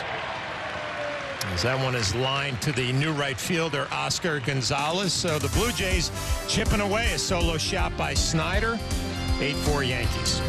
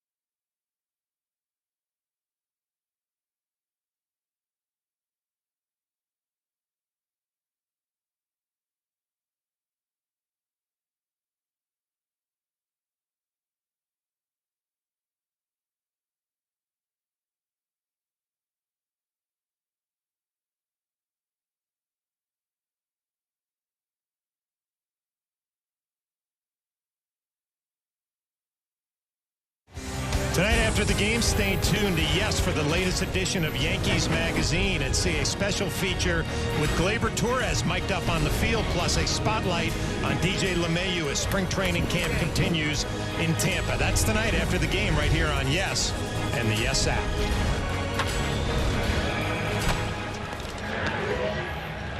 A new pitcher for the Toronto Blue Jays, Yimi Garcia, taking over in the bottom of the 5th. His numbers from last year worked a lot of games. 73 ERA just at 4 and 79 strikeouts, only 15 walks. And he's going to face Cabrera, Pereira, and Bibas here in the 5th inning. Yeah, good slider. He throws a slider a lot. Fastball 94 to 95. He loves that slider. Throws it more than 50% of the time. You know, we were talking about team chemistry, and you know, in spring training, it's tough, I think, to build it early. And you were talking about how they're having such a great time. You see the smiles, but you know, the pitchers are in their spot doing PFP. They're off doing drills. They're off throwing on the side. The only time you really see your team is maybe in the dugout, and it all depends on, I don't know what their rules are now. If they're just sticking around for maybe 5 innings, if you're playing at home and they're out, and if you're not even, well, now everybody plays, you know, everyone around baseball. And then the position players have doing their own thing, going through drills and defensive drills, and also batting practice. Catchers, you guys are all over the place. And plus the locker room, you got about 60 to 65, 70 guys in there. So it's hard to build team chemistry until about the end of spring. Cabrera pops that one up. Easy play for Espinal.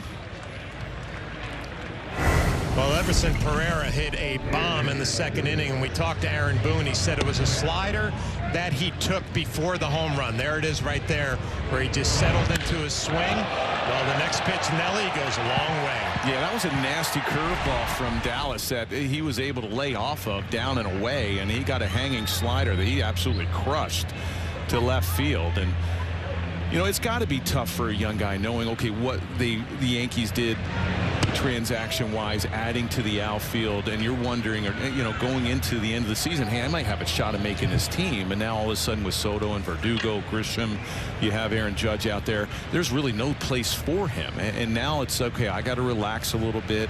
I got to show him that, hey, I'm still that hitter that they called me up last year for.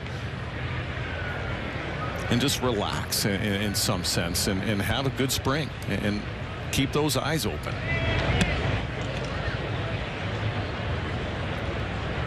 When you're a young player, you don't realize it as much. When you get a little bit older, you look in the stands and you see about 12 to 15 scouts, and you realize, you know what, yeah, I want to be a New York Yankee, and I want to make this team out of spring training. But there's also a lot of eyes watching you all around baseball, and if you can make an impression on some of those big league scouts, you never know what possibilities might open up down the road. 1-2, a hot shot right back up the middle. So Pereira having a good night with his 2-run home run and a base hit. We're going to take a look at our injury report, which is brought to you by Montefiore Einstein, the official hospital of the New York Yankees. Oswald Peraza, right shoulder tightness. He was scratched on Tuesday. He's day-to-day. He worked out with the team today, and no tests are scheduled. And Meredith, you have more on Peraza. Well, originally Aaron Boone said he would likely be in the lineup tonight, and then when he wasn't, we went to Aaron Boone to see if anything had taken a turn, and Boone said no. He went through a full workout this morning, still a little bit sore. They didn't want him to throw full strength across the infield yet. Now, I spoke to Peraza in the clubhouse, and he said he feels much better. He expects in the coming days he is going to be in that lineup. Originally, when he strained that arm a little bit, he was having trouble lifting it to throw above his shoulder, and he was a little concerned at first, but as the days have gone on, that pain has subsided, and he thinks tomorrow at the very least he's going to be able to go through a full workout where he can throw from across the mound. So the Yankees not concerned there, no test scheduled. He is okay. Also noteworthy on the injury front, we know Jose Trevino tweaked his calf a little bit prior to spring training starting. He has been going through full workouts. He hit on the field today in a BP group. He's been hitting, but it was the first time he hit on field 1 here in a BP group. He expects hopefully next week sometime to be in the lineup here for one of these games. In his mind, he told me there is no way he is missing opening day. Well, that is good news. Thank you very much, Meredith. And we're going to go back to the top of the lineup here for Yimi Garcia. 2 down for the Yankees, with Pereira taking his lead off of first. Jeter Downs in the box, taking over for LeMahieu.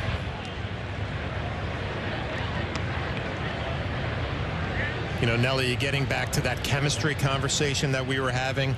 And it's also a time in spring training where the married guys might have their families, right? So after the games, there's not a whole lot of interaction, right? I mean, going out to dinner, going to play golf, things like that, as Downs rolls one over to the left side, and a clean inning for Garcia. We're going to take this one to the 6th.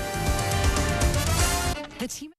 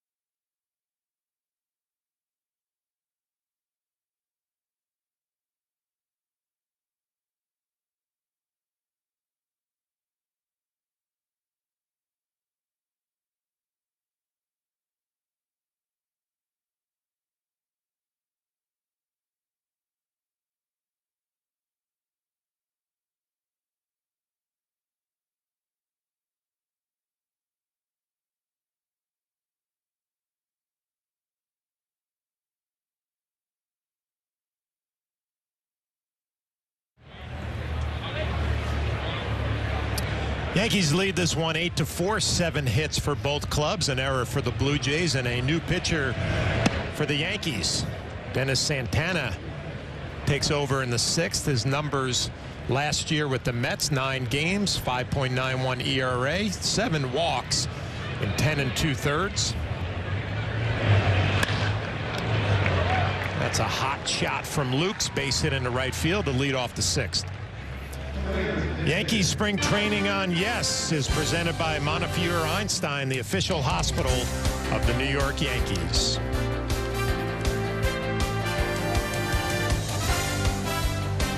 Beautiful look outside of George M. Steinbrenner Field. Night baseball on a Friday night during spring training. Thanks for joining us here on Yes. John Flaherty, Jeff Nelson, Meredith Marakovitz. Santana fastball 94-96. He has a slider and a changeup. He's been with the Dodgers, the Rangers, the Mets last year. 2022, he pitched 63 games with Texas out of that bullpen. Runner on the move. Barger a base hit to right field. And the Blue Jays going to go a little 1st to 3rd here in the 6th inning.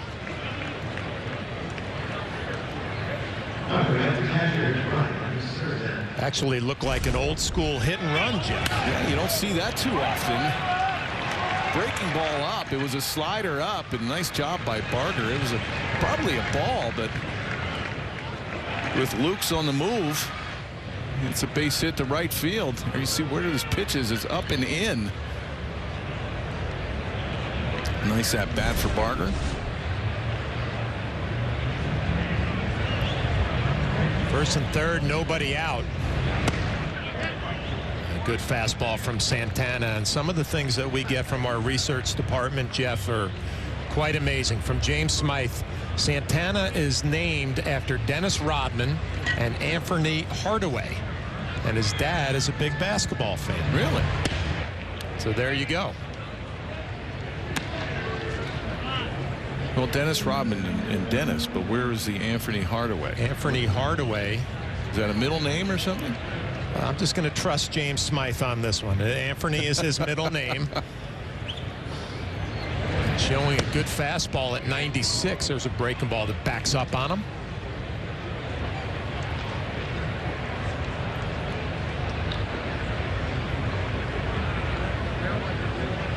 Brian Servin up at the plate. Non-roster invite in Toronto Blue Jays camp. Has had a good spring for the Blue Jays. Gets underneath this one. A pretty easy play there for Van Meter. One down.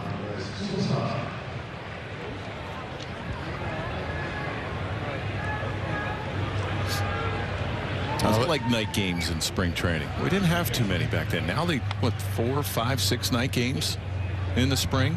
We'd have one. You like them? I love them at the end of spring training. I felt like my routine at the beginning of spring was getting there early, getting your work done, right? Getting out by maybe 1 or 2 o'clock, and then all of a sudden you get a night game thrown in there, and your sleep schedule, you sleep in a little bit. But I like those night games right at the end of spring training where you start getting ready for the regular season. Right, and we'd always have one. I mean, you're right. I mean, you're getting up at 7, 8 o'clock, getting in to the park. A lot of times when we'd have those night games, we'd have a split squad, so you kind of hope to keep your routine and be in the morning rather than have to come at night and play in the night game. Wait, did you actually say you would get to the ballpark at 8 o'clock in the morning? Well, I mean, I would probably 8:30. I mean, are you kidding by me? 9:30. The catchers are there at like 6:30 in the morning getting ready like for I you said, guys. You have the toughest job. 8:30 in the morning. Oh, and before games, it was basically you go stretch, you do whatever you have to do, and hey, we're out by 11 and hitting the course, and you guys are still on the field. A little pitcher's fundamental practice on the backfield. PFP, hit your bullpen, maybe some live BP. We're out by 11 and hitting the course. The driving range by 12. 1-2 from Santana. Good breaking ball in the outer half. Trying to pitch his way out of some trouble. Take a look at this last breaking ball. Yeah, real good slider. You see where Wells is setting up, and nice pitch down and away. That's actually Torrens behind the plate. Dennis Anthony Santana trying to work his way out of a 1st and 3rd nobody out situation. There's a fastball for a strike. Jimenez at the plate. You ever get a chance to play golf in spring? I would get maybe a few chances right at the beginning when it was pitchers and catchers, and the full squad has not shown up yet. Now, you had spring training in Arizona, right, with Seattle? Arizona, yes. I had one spring with the Padres. A lot different out there. And there was some good golf in Arizona during spring training.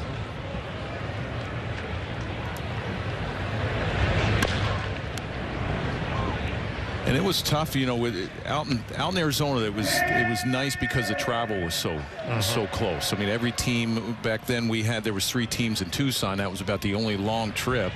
Now everybody's up around the Phoenix area, so you got to do everything at your ballpark.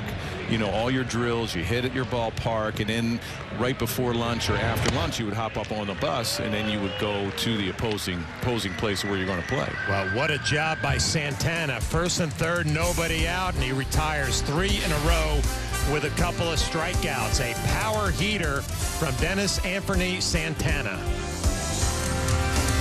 Change is never easy.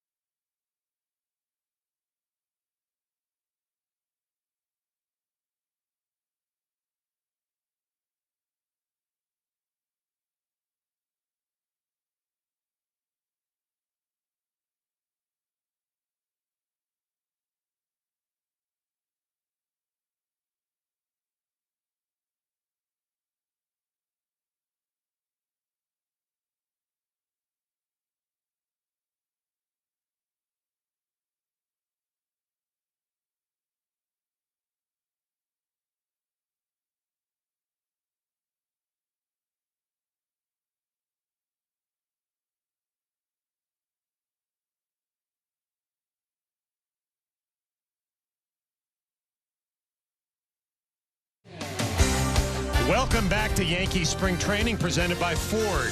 Proud to be the official SUV of the New York Yankees.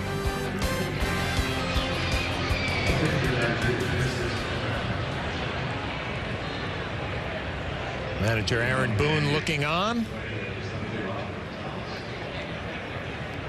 And a new pitcher for the Blue Jays, Genesis Cabrera.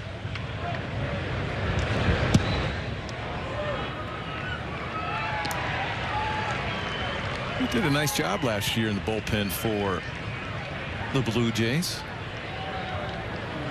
Those his numbers between St. Louis and Toronto, but Toronto, he had a 2.66 ERA in 29 ball games.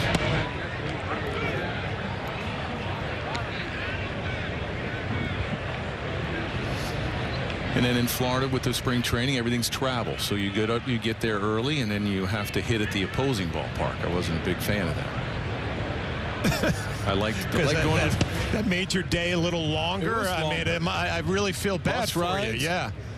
Terrible. It was easier going to the park, doing everything in your home park, hopping on a bus, and then go to. I mean, who are you kidding? You were the reliever that pitched in the 4th inning of every home game and was out of there by 7:30. No, that was Mo. Mo, they said Mo never had a gray uniform in his locker. That's true. Good slider from Cabrera, gets swing and a miss. No, I was still one of the pitchers that pitched in the 7th and 8th inning to an A-ball catcher that had no idea what he was doing behind the plate, that I had to tell him, hey, listen, move. I didn't get to pitch to the big league guys. I had a young A-ball guy that just got called up his first big league camp. Here's Oscar Gonzalez, first pitch swinging. Now, we just talked about this, how nervous these young guys are when they get into these games late. And you totally bullied the young catcher. I had to. I'd call him right out, say, listen, fastball, slider, and if I get ahead and I want to throw a slider, make sure you're in the other batter's box. Just move. I don't care how you call a game. I'll call the pitches. Just move.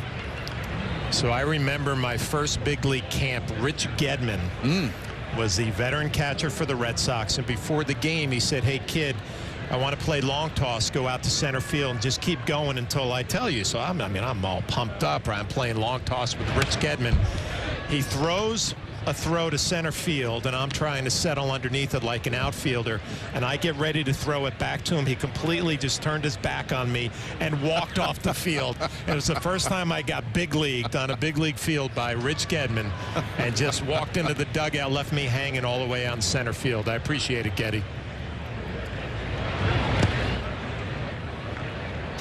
You're bullying around young A-ball catchers in the 7th inning of a big league spring training game. Exactly. And you know what was different from Arizona? I mean, a lot of things were different for spring training wise between Florida and Arizona. But also Arizona, as far as a guy that had a good breaking ball, it didn't break as well in Arizona because of the air as it does in Florida.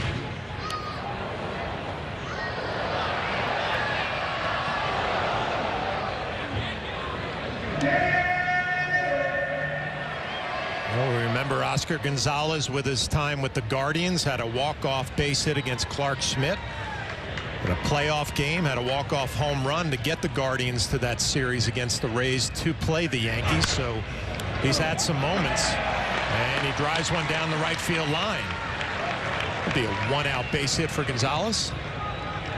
Had a really good year in 2022, hit 296 and almost 400 ABs, 11 homers, 43 RBIs. Here you see a fastball up and away, and nice job of just hitting it the other way, right past the first baseman. Gets a fastball, just goes the other way, right off the chalk line. And again, the outfield situation for the Yankees, they're loaded. Not going to be too many opportunities, but you just want to leave an impression on the front office, the coaching staff. If you're Gonzalez, anything happens, an injury happens, your name might be one of the first ones called.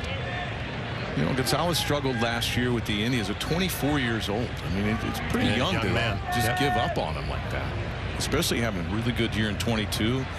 He did struggle last year. He was hurt.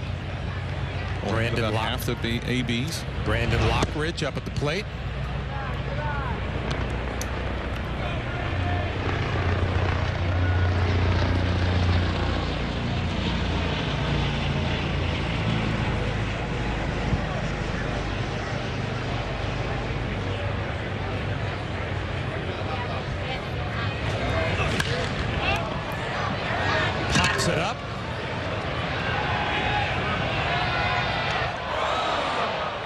Play made by the shortstop falling backwards, 2 down. So we've seen some interesting pop-ups here tonight. This is probably the left fielder's ball. He's running in on it, and Espinal has to hustle back and backtrack, and it looked like it almost spiked the left fielder. Watch his spike goes up, almost hits him in the face.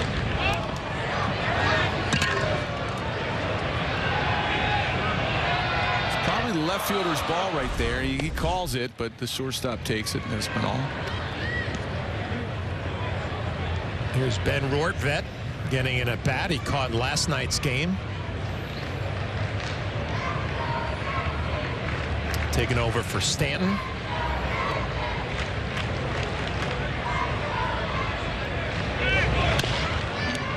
Runner on the move, ground ball to first base. So Cabrera, a pretty simple inning as Rortvedt rolls over. The Yankees lead this one 8-4.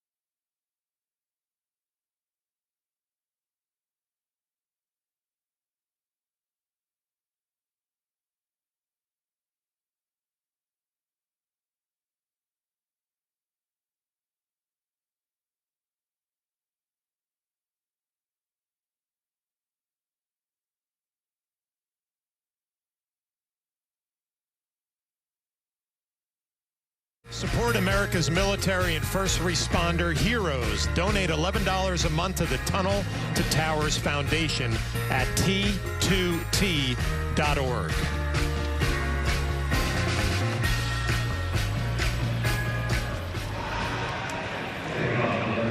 Santana back out there for another inning of work.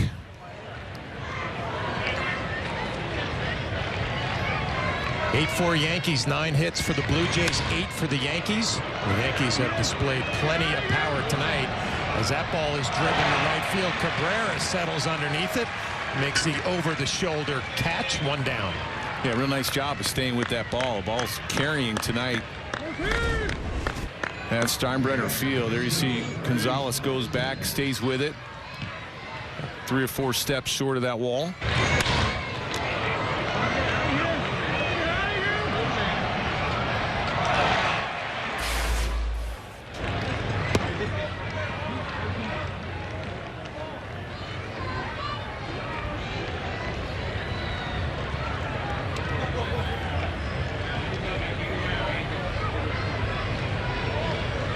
Elvis Martinez getting in at bat here in the 7th.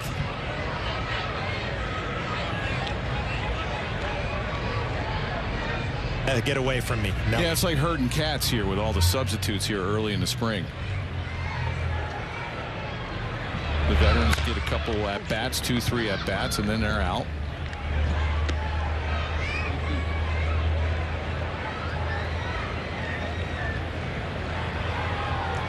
Blue Jays are going to be an interesting team to pay attention to this year. Offense was down last year. The pitching staff, especially the rotation, was solid. Alek Manoah trying to regain form, being that 5th starter in the rotation. And they've made some moves, but I wouldn't say big moves. Justin Turner coming over is going to be a nice addition for them. And We know the American League East is going to be a battle. Blue Jays last year 89 and 73. They were in third place. Another real good breaking ball from Santana. Good slider down and away. You know, the Jays have a really good rotation. You know, Barrios has had a good start to the spring after a real good year last year. They have Gossman.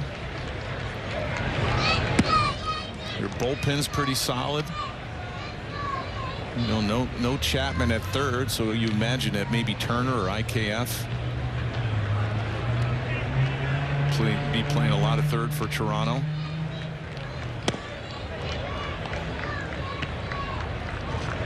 Max McDowell up at the plate. Former Yankee farmhand, spent 2 seasons catching in Scranton in 21 and 22. Trying to hook up with the Blue Jays.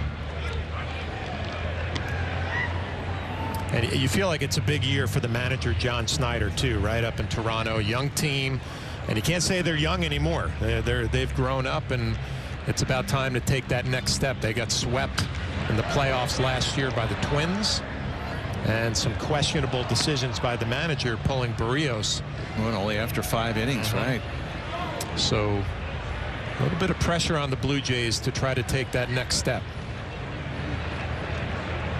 You would figure if George Springer stays healthy, his power numbers will probably go up. The same with Guerrero. Santana has looked very impressive in his 2 innings of work. A 1-2-3 7th inning, and a beautiful night at George M. Steinbrenner Field. We are going to stay for God Bless America. Ladies and gentlemen, tonight the New York Yankees are recognizing all the brave men and women of our armed forces. So please direct your attention to the Yankees first base dugout and welcome Sergeant First Class Carlos Ruiz of the United States Army. Sergeant Ruiz has served our country for 11 years and is presently a unit supply specialist with 1 deployment to Iraq, and is presently assigned to the United States Special Operations Command at McDill Air Force Base. Sergeant Carlos Ruiz, a native of the Bronx who grew up in the shadow of Yankee Stadium, is our New York Yankees military honoree of the game. And thank you to all of our brave men and women for their service and sacrifices for our nation. Now, ladies and gentlemen, at this time, please remain standing and remove your caps for the playing of God Bless America.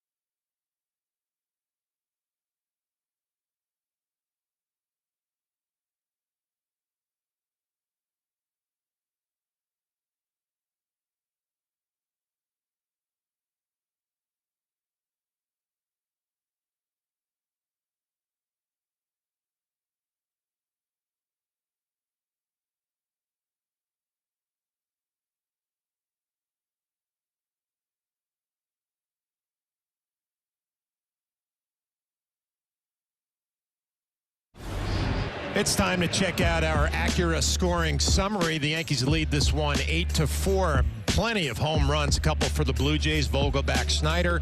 Yankee.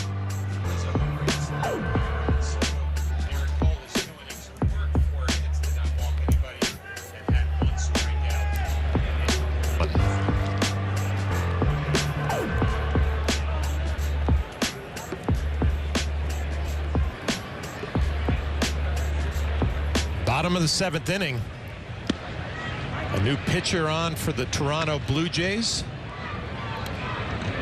Brandon Eisert. Left-hander, number 79. And he's going to face the new catcher for the Yankees. Been in there a little bit, Luis Torrens. And quickly behind in the count, 0-2. The numbers in AAA last year, 59 games, 76 strikeouts in 69 innings. Little three-quarter delivery, stepping towards that first base dugout, throwing across his body. Fastball slider, that was a changeup down and away. The last couple of years he spent at AAA with the Blue Jays. Hot shot, foul.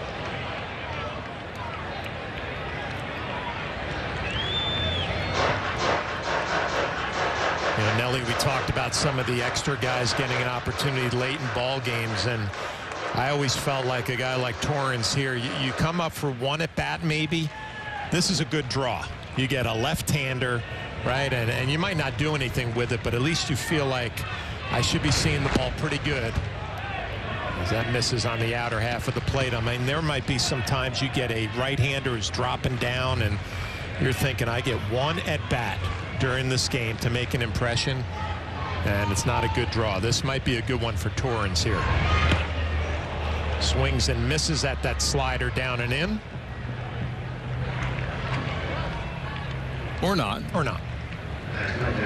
But from a three-quarter angle and a right-handed hitter, it's a real good slider down and in the dirt that Torrens swings over. You see the ball a little longer.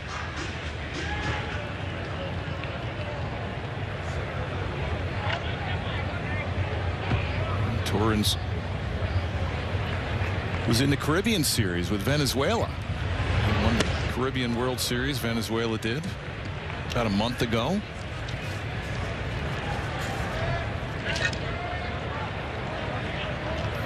Greg Allen, his 22 games last year, the numbers.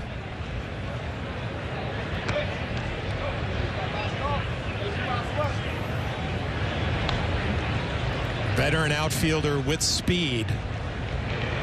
It's kind of like that left-handed reliever. You should always have a job somewhere as Allen lifts that one into right center field, and that's going to fall in for a base hit.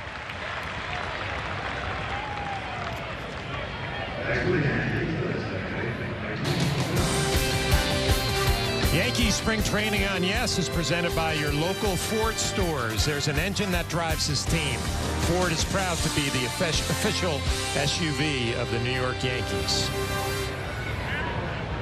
Well, you mentioned speed. Let's see if Greg Allen can get a good jump off the lefty. Van Meter up at the plate. Talked about that good draw for Torrens hitting right-handed. Josh Van Meter goes up there lefty, left on left. See if he can hang in there, drive one right back up the middle. Now there's a good slider down and away. You mentioned lefty on lefty and a three-quarter guy coming right at you. He'll probably go with that slider again down and away.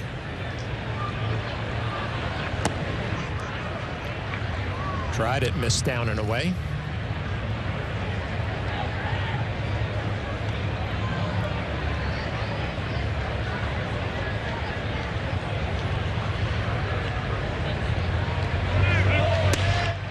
There goes Allen. The throw, a little bit low.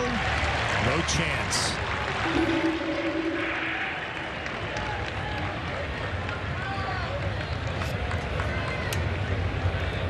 Yeah, Eisert's really slow to the plate and deliberate. Real big jump. It was almost a walking lead with that jump. Nice slide on the outside part of the bag. Fastball upstairs.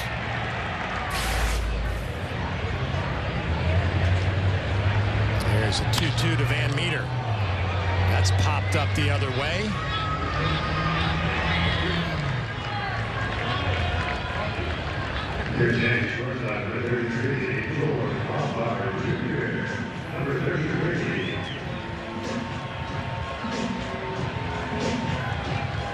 So 2 down brings up George Lombard Jr. Only 13 games in the minor leagues last year. #1 pick for the Yankees. As heard, he made an impression in spring training, drilling a home run the other way, showing good power for a young 18-year-old.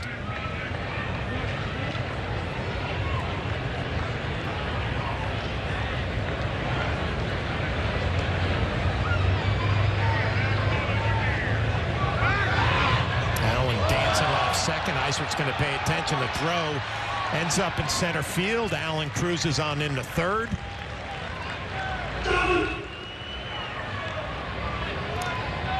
Yeah, this might be one of those new rules that they put in as far as the infielders can't block the bases anymore. You got to have the ball.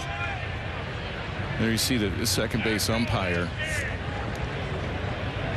Austin Jones. He didn't call anything there, but the new rule that they put in is that now that you see it a lot with the base stealers, the third baseman or the second baseman, and even the first baseman on a pickoff move, they'll go down and they'll try to block the bag and prevent the base stealer or the guy sliding back to the base to get in there safely and have a better shot. If you block it, then you might have a better shot at getting him. Well, you got to have the ball now before you block it. You can't all of a sudden stick your foot in the way or your knee down on the base and block the base. You have to have the ball first in order to make that tag.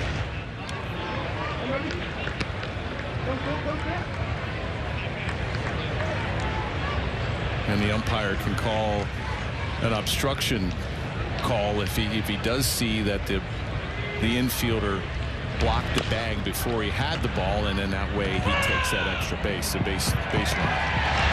Be a foul ball.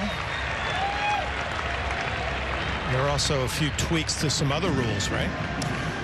Well, there's 18 seconds now. There's no 20 seconds with men on base. The pitcher has 18 seconds. They felt like last year. You see it just goes. That was pretty close to hitting on the fair side of third base, and it just went on the other side. You know, baseball, Major League Baseball felt like that most pitchers with men on base, they were releasing the ball or delivering the ball with about 6-7 seconds left, and they felt, oh, we can cut another 2 off of that and make it 18 seconds instead of 20 with men on base. And one that I really like, and you'll see it a lot, is the interference call with the runner running up first. They widened the box. Now it goes all the way to the grass instead of the only way. I mean, you see a lot of interference calls when base runners are running directly towards first, and umpire will say, hey, that's interference. Iser with a good slider. Lombard Jr. swings right over the top. 8-4 Yankees.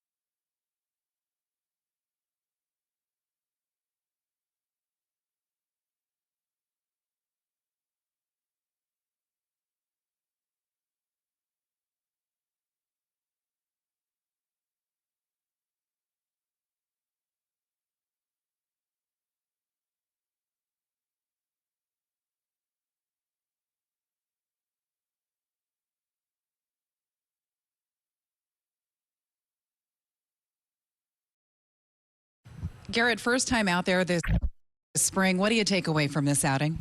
Feeling pretty good. Got through the workload that we wanted to, and overall the execution and command was pretty good. Overall, how'd you feel about your stuff this early? Yeah, it was pretty good. Like pretty chill effort, and but some crisp pitches, and Austin gave me some good feedback on how the ball was moving, and so yeah, it's a good first step. You mentioned Austin Wells. He's caught a couple of your lives, a couple of your side sessions. What was it like working with him? Yeah, it's fun. You know, he's young. He's got a lot of energy, and he's exciting. He's exciting to work with. Aaron Boone made the comment before the game that you know exactly what you need to do to get ready for the regular season. Did you enter tonight with something that you were really trying to work on, or I wanted to throw this many fastballs, this many sliders? Yeah, certainly. And you kind of take, you know, advantage of what you're doing well that night. You know, we have an opportunity to, you know, rep out pitches and repeat locations over and over again, and just continue to try to groove those movements so that the command is there as we keep moving along. What's up for your next outing? Do you have a game plan for that already? No, I'm just gonna take it day by day and recover and get to the next outing when we get to the next outing. Do you worry at all about the recovery, or just assume you're going to recover, feel fine tomorrow, or is that a process too as you go out throughout spring? Yeah, I mean, certainly every spring, you know, you got to focus on that, and so it's part of it. You're one of the guys that other pitchers always tend to come up to, kind of pick your brain a little bit. There are a lot of young pitchers in camp. Anybody stand out to you so far, Garrett? Oh, well, we have a lot of good stuff. I really like the two lefties that we've gotten from the Dodgers. Those guys are true pros, Fergie and Victor, and you know, our two highly touted starter prospects are very hungry and have good work ethic. And probably the most impressive thing has been Nick Birdie. He's really got some good stuff, and he's feeling really good. On the offensive side, you were asked in the clubhouse about Juan Soto, and you said you thought you'd like watching him, but you love watching him on a daily basis. What is it about the way he plays that you love watching? Well, he's a consummate pro as well, and he's just so talented. You know, like, I mean, he can really place the ball wherever he wants on the field, and not at a low exit velocity. Like, he can place a ball at 108 miles an hour down the left field line, and I've just that's magical. Hopefully it continues in the regular season. Oh, yeah. Garrett, thanks for the time. Thank you. Send it back to you, John. Thank you, Meredith. Thank you, Garrett, for your time. And a new pitcher on for the Yankees, Odanier Mosqueda. They got one quick out. Numbers last year in AAA with Boston. Too many walks in those 61 innings. That might be the most chill you will hear Garrett Cole do a post-game interview all year long. This is what spring's about. A nice chill outing right there. You know, he got 2 quick outs on 3 pitches and then struggled a little bit with his location. And they took him out, and the luxury of spring training, he can come back out and pitch the second inning.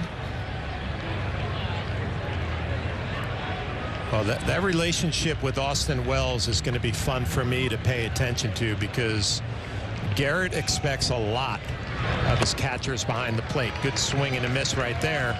This copyrighted telecast presented by the authority of the New York Yankees. It may not be reproduced or retransmitted in any form, and the accounts and descriptions of this game may not be disseminated without the express written consent of the New York Yankees. Well, you wonder how much is Wells going to be the catcher for Cole in spring? Is he going to mix it up? I know Rortvedt caught him a lot last year, especially late in the season. Big swing and a miss by Barger, and looks like it got a piece of Torrens behind the plate. Looked like it took his glove off. Well, there are so many things to get into with a pitcher-catcher relationship. You know, Garrett may be having a personal catcher for his starts. I don't know if that's going to play out the way it has in the past this year, but you know, it's one of those things. If you're Austin Wells, you got to elevate your game and your intensity to meet Garrett Cole every time he takes the ball.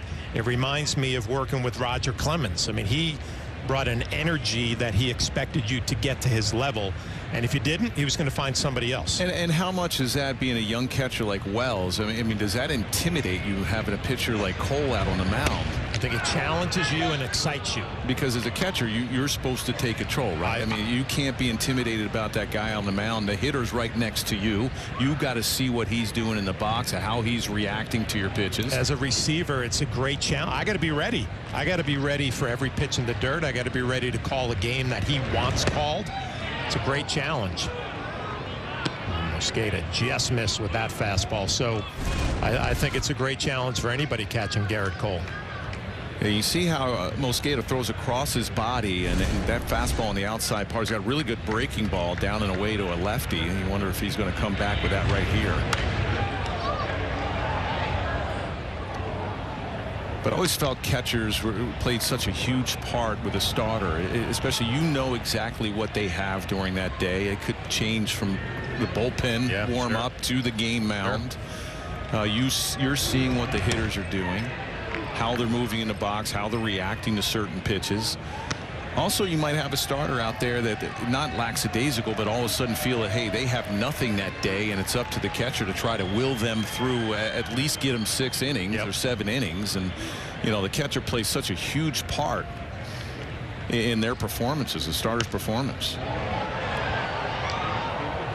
Barger hanging in there on some tough breaking balls. I can remember a Jorge Posada with David Wells. I mean, David Wells would go out on occasion and just not have it, and almost not one out of the game, but say, hey, I don't have anything today. I don't know how I'm going to get.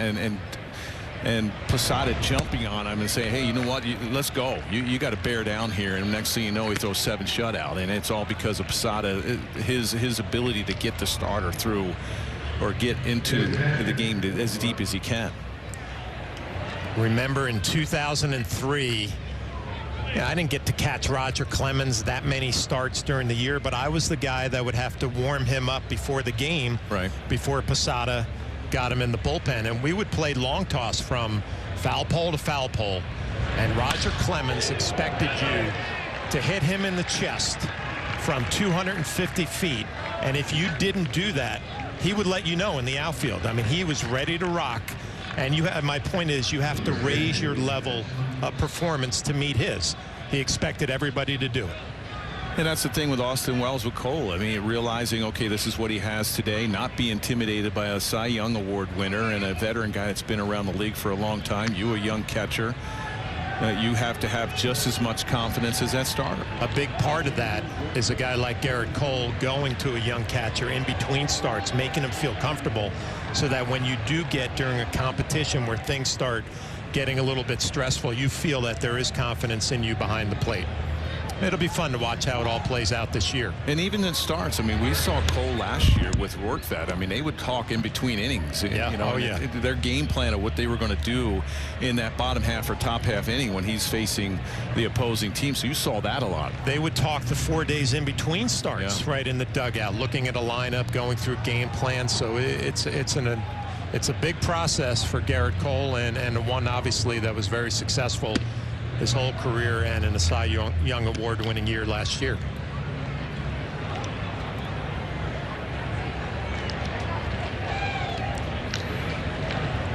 Two quick outs from Mosqueda here in the 8th inning, trying to finish this one off. De Los Santos up at the plate.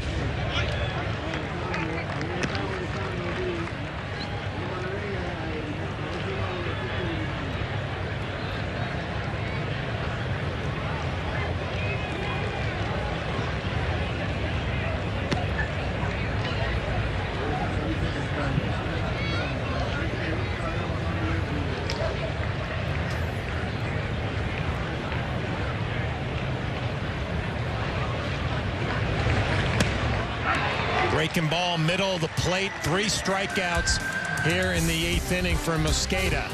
Yankees lead this one 8-4. We're going to take it to the bottom of the 8th.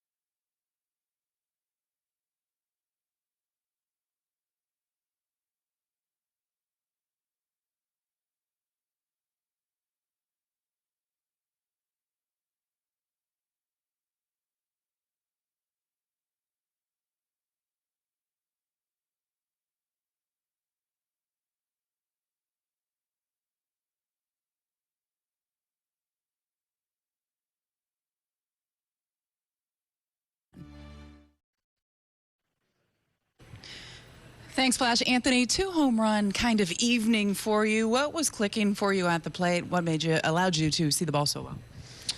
I mean, the guys on the first one worked good at bats and just got a pitch over the plate that I took a good swing on, fortunately, and then good at bat versus Greeny there, going to 3-2.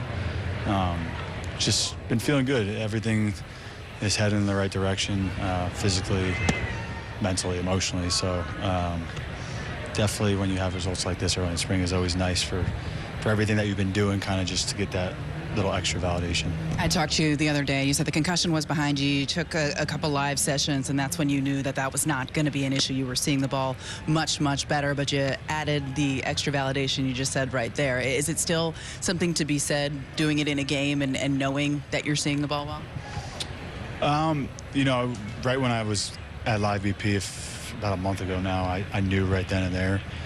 My cage work all in the offseason was great, but until you get kind of in the game, there's just different levels to check off. And, you know, it's obviously for 2 months I was pretty much playing awful. I mean, I think I was the worst in the league. So, you know, to come and just feel good and know everything is right, and I feel like everything, my precision is back and his back is nice, and to just put some good swings on the ball has been nice. Well, I'll tell you what looked right tonight, the top of that order. That's what Aaron Boone and Brian Cashman were envisioning when they put this roster together. You look at DJ LeMahieu, you look at Juan Soto, you look at Aaron Judge yourself. You guys can see pitches, work pitchers. What do you think this is going to look like in the regular season? And do you like hitting there behind Judge, knowing how those guys grind down pitchers before?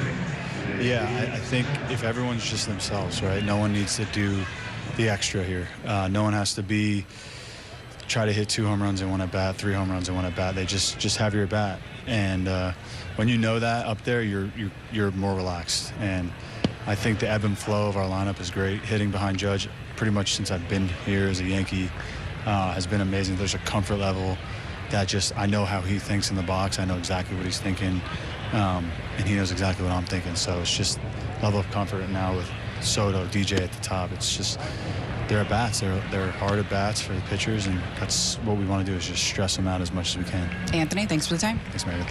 Send it back to you.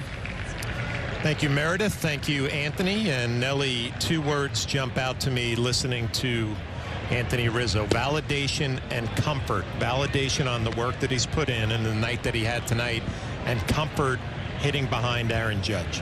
Right, and he talked about also that the confidence that he had in the lineup, that, you know, you don't have to go out and try to hit 2 home runs in an inning. You know, you look at last year with all the injuries that they had, with Judge being out, Stanton, Rizzo going through what he was doing. There were so many guys in that lineup that felt that they have to come through every single night. The pressure that they put on themselves, trying to hit a grand slam with nobody on base. You know, this year, you know, I know it's March 1st, but the length of the lineup and what they did is adding Soto, Verdugo. It lengthens the lineup. You have a healthy LeMahieu. You just go down. There's really not a lot of easy outs in that lineup, and you don't have to feel that pressure that you have to be the guy to come through. It's more like, oh, hey, I want to top that guy. It's like a trickle down, like in the bullpen when I'm coming in and somebody's ahead of me, he goes 1, 2, 3. I'm gonna do the same thing. It's got to be the same feeling in a lineup that, oh, you know, if Soto got on or Judge just hit a home run, well, I want to do the same thing. I want to top these guys, or just I want to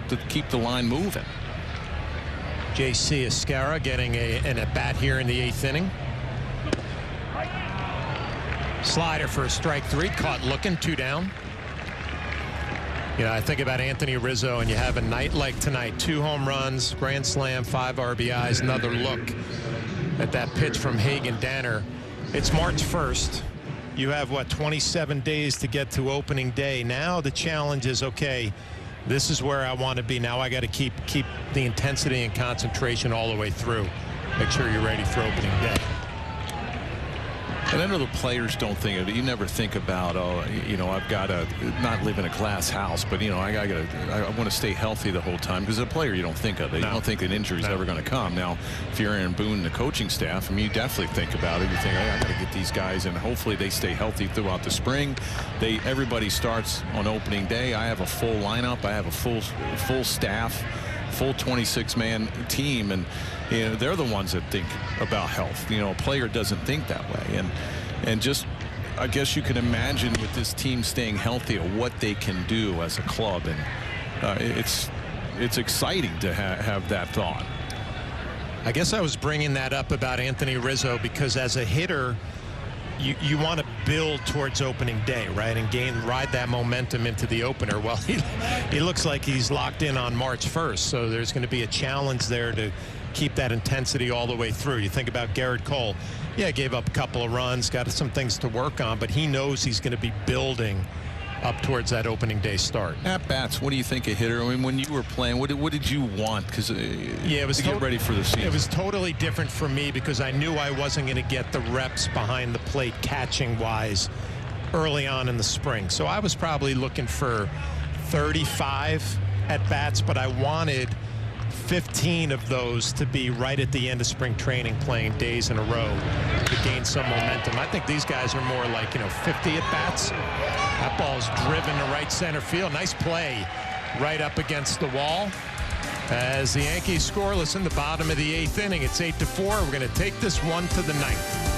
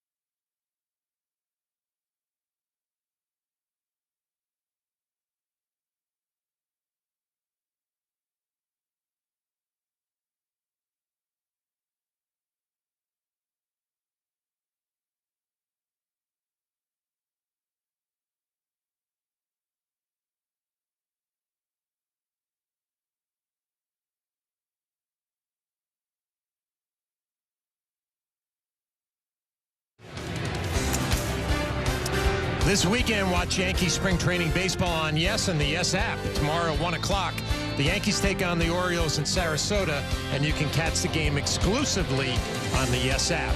Then on Sunday afternoon, the Bombers are back at Steinbrenner Field for a matchup with the Tigers. First pitch is set for shortly after 1 p.m. on Yes and the Yes app. A reminder, Yankees opening day, March 28th against the Astros in Houston.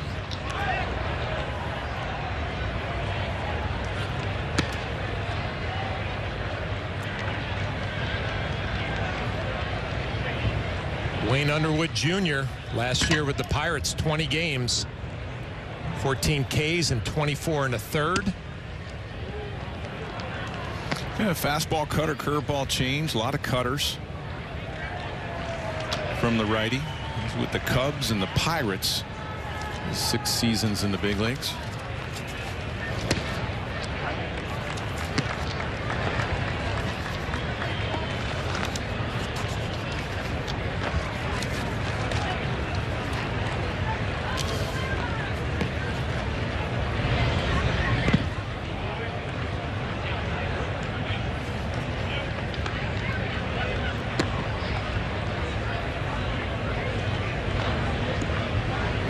Going back to that question about how many at-bats, did you ever go to the minor leagues and lead off every inning? Because a lot of guys can do that if they feel like they need more at-bats and they're just not getting it in the A game. They go and lead off every inning. Yeah, I never did that. I went to like a B game. You remember when we used to play B games? And I went to one of those B games and DH'd and tried to get a lot of at-bats. And actually, I was coming off my worst offensive year in 1998 and went to a B game the next spring in '99 and found something. And it turned out to be one of my best offensive years that year because of the at-bats I got in the B game. So that could definitely help a hitter during the spring when you're not getting enough reps.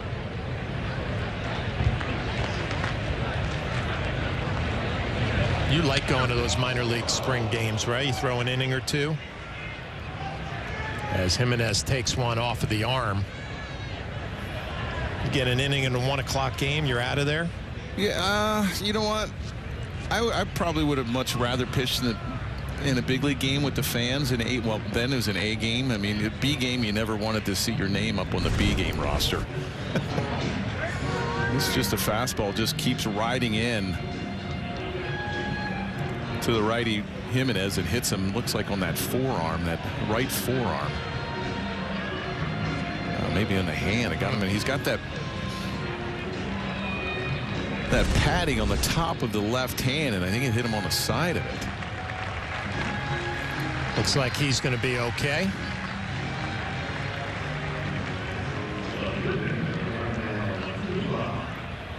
No, because the minor league hitters, they see a big league pitcher come down, and they're like, that's no fun for a big league guy. If you see a batting helmet up at the plate with 2 flaps, be careful on the first pitch. Yes, because they're letting it fly. They're wailing.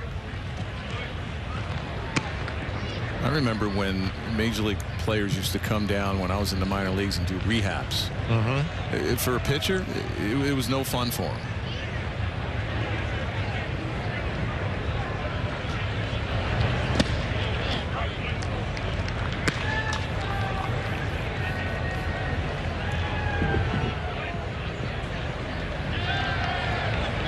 Rafael Lantigua. Good numbers in AAA last year.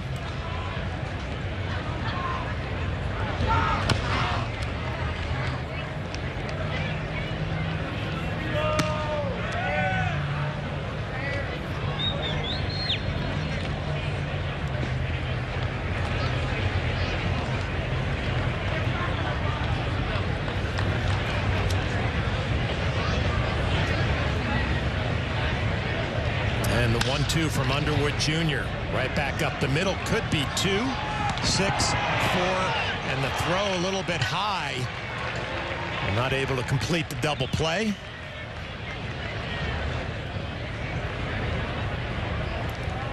You know, this is a ground ball that you wonder if Lombard Jr., the shortstop, he watches hit up the middle. Is this a ball that maybe he might have a chance to take himself and throw over? Maybe off the base, maybe too deep to get over there. A little shovel pass, but just a little underarm throw, a little sidearm throw from Van Meter, and it took Escobar off the bag. It was an easy double play right there.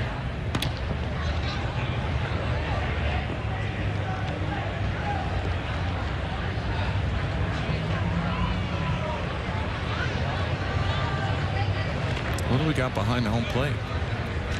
A big fish head. It's got to be the mascot for the single A Tampa Tarpons. Is that right? Tarpons, all right. Good call.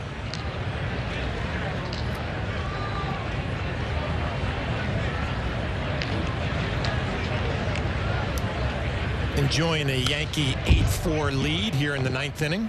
Some Cracker Jacks.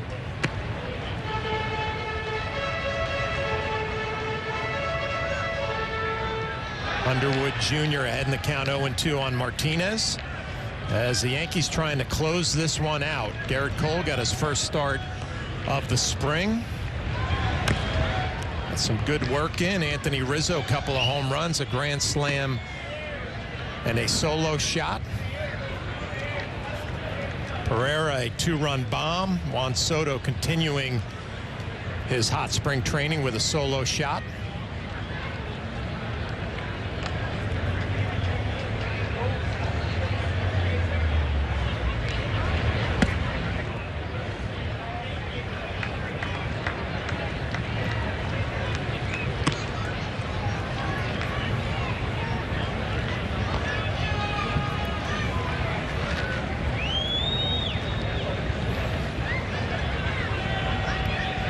James Rowson, the new hitting instructor for the Yankees, have to be pleased with what he has seen during the spring so far. Yankees have been swinging the bats well. Besides last night, they were shut out.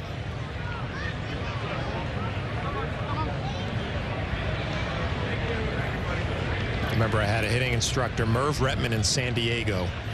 And we had a team that won the National League West, went to the playoffs, and I said, you got the easiest job ever. You got Steve Finley, Ken Caminiti, Tony Gwynn. I mean, to be a hitting instructor on this team is a piece of cake, as that one is skied by Martinez. 2 down. And he gave me a very interesting answer. He said, you know, listen, we got a good group to work with, but this was the National League back in the day when the pitcher hit. If I have 8 hitters in that lineup, it's probably 5 of them are feeling pretty good, and the other 3 I really got to lock in on. So even when you look at this Yankee lineup, and if you're a hitting coach or a hitting instructor, there's always going to be 1, 2, 3 guys who don't have it figured out that you got to get them back on track. Right, and then you have to be a good psychologist as well. Sure. You know, try to work on the head. Get rid of the cobwebs sometimes when these guys come to the park. I liked listening to Rowson when he talked about hitting philosophy, and he said, listen, it changes with every hitter in the lineup. They're going to tell me what they need to do, what their mechanics are, how they like to get their work done, as that one's going to get away from Torrens behind the plate, and it's my job to adjust to what they need to do. It always bothered me when hitting instructors said, oh, this is our philosophy or style. Every hitter is different. Every hitter's different. Yeah. Every pitcher's different. Same thing. You know, pitching coaches, hitting coaches, you don't make them, you can't make them a robot. You can't make them one way or your way.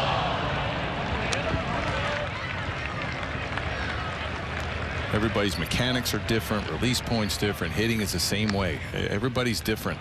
They go about their approach differently. Swings are different. Nice job by Escobar, almost coming up with that ball. A little check swing, excuse me, down the first base line, just off the top of his glove.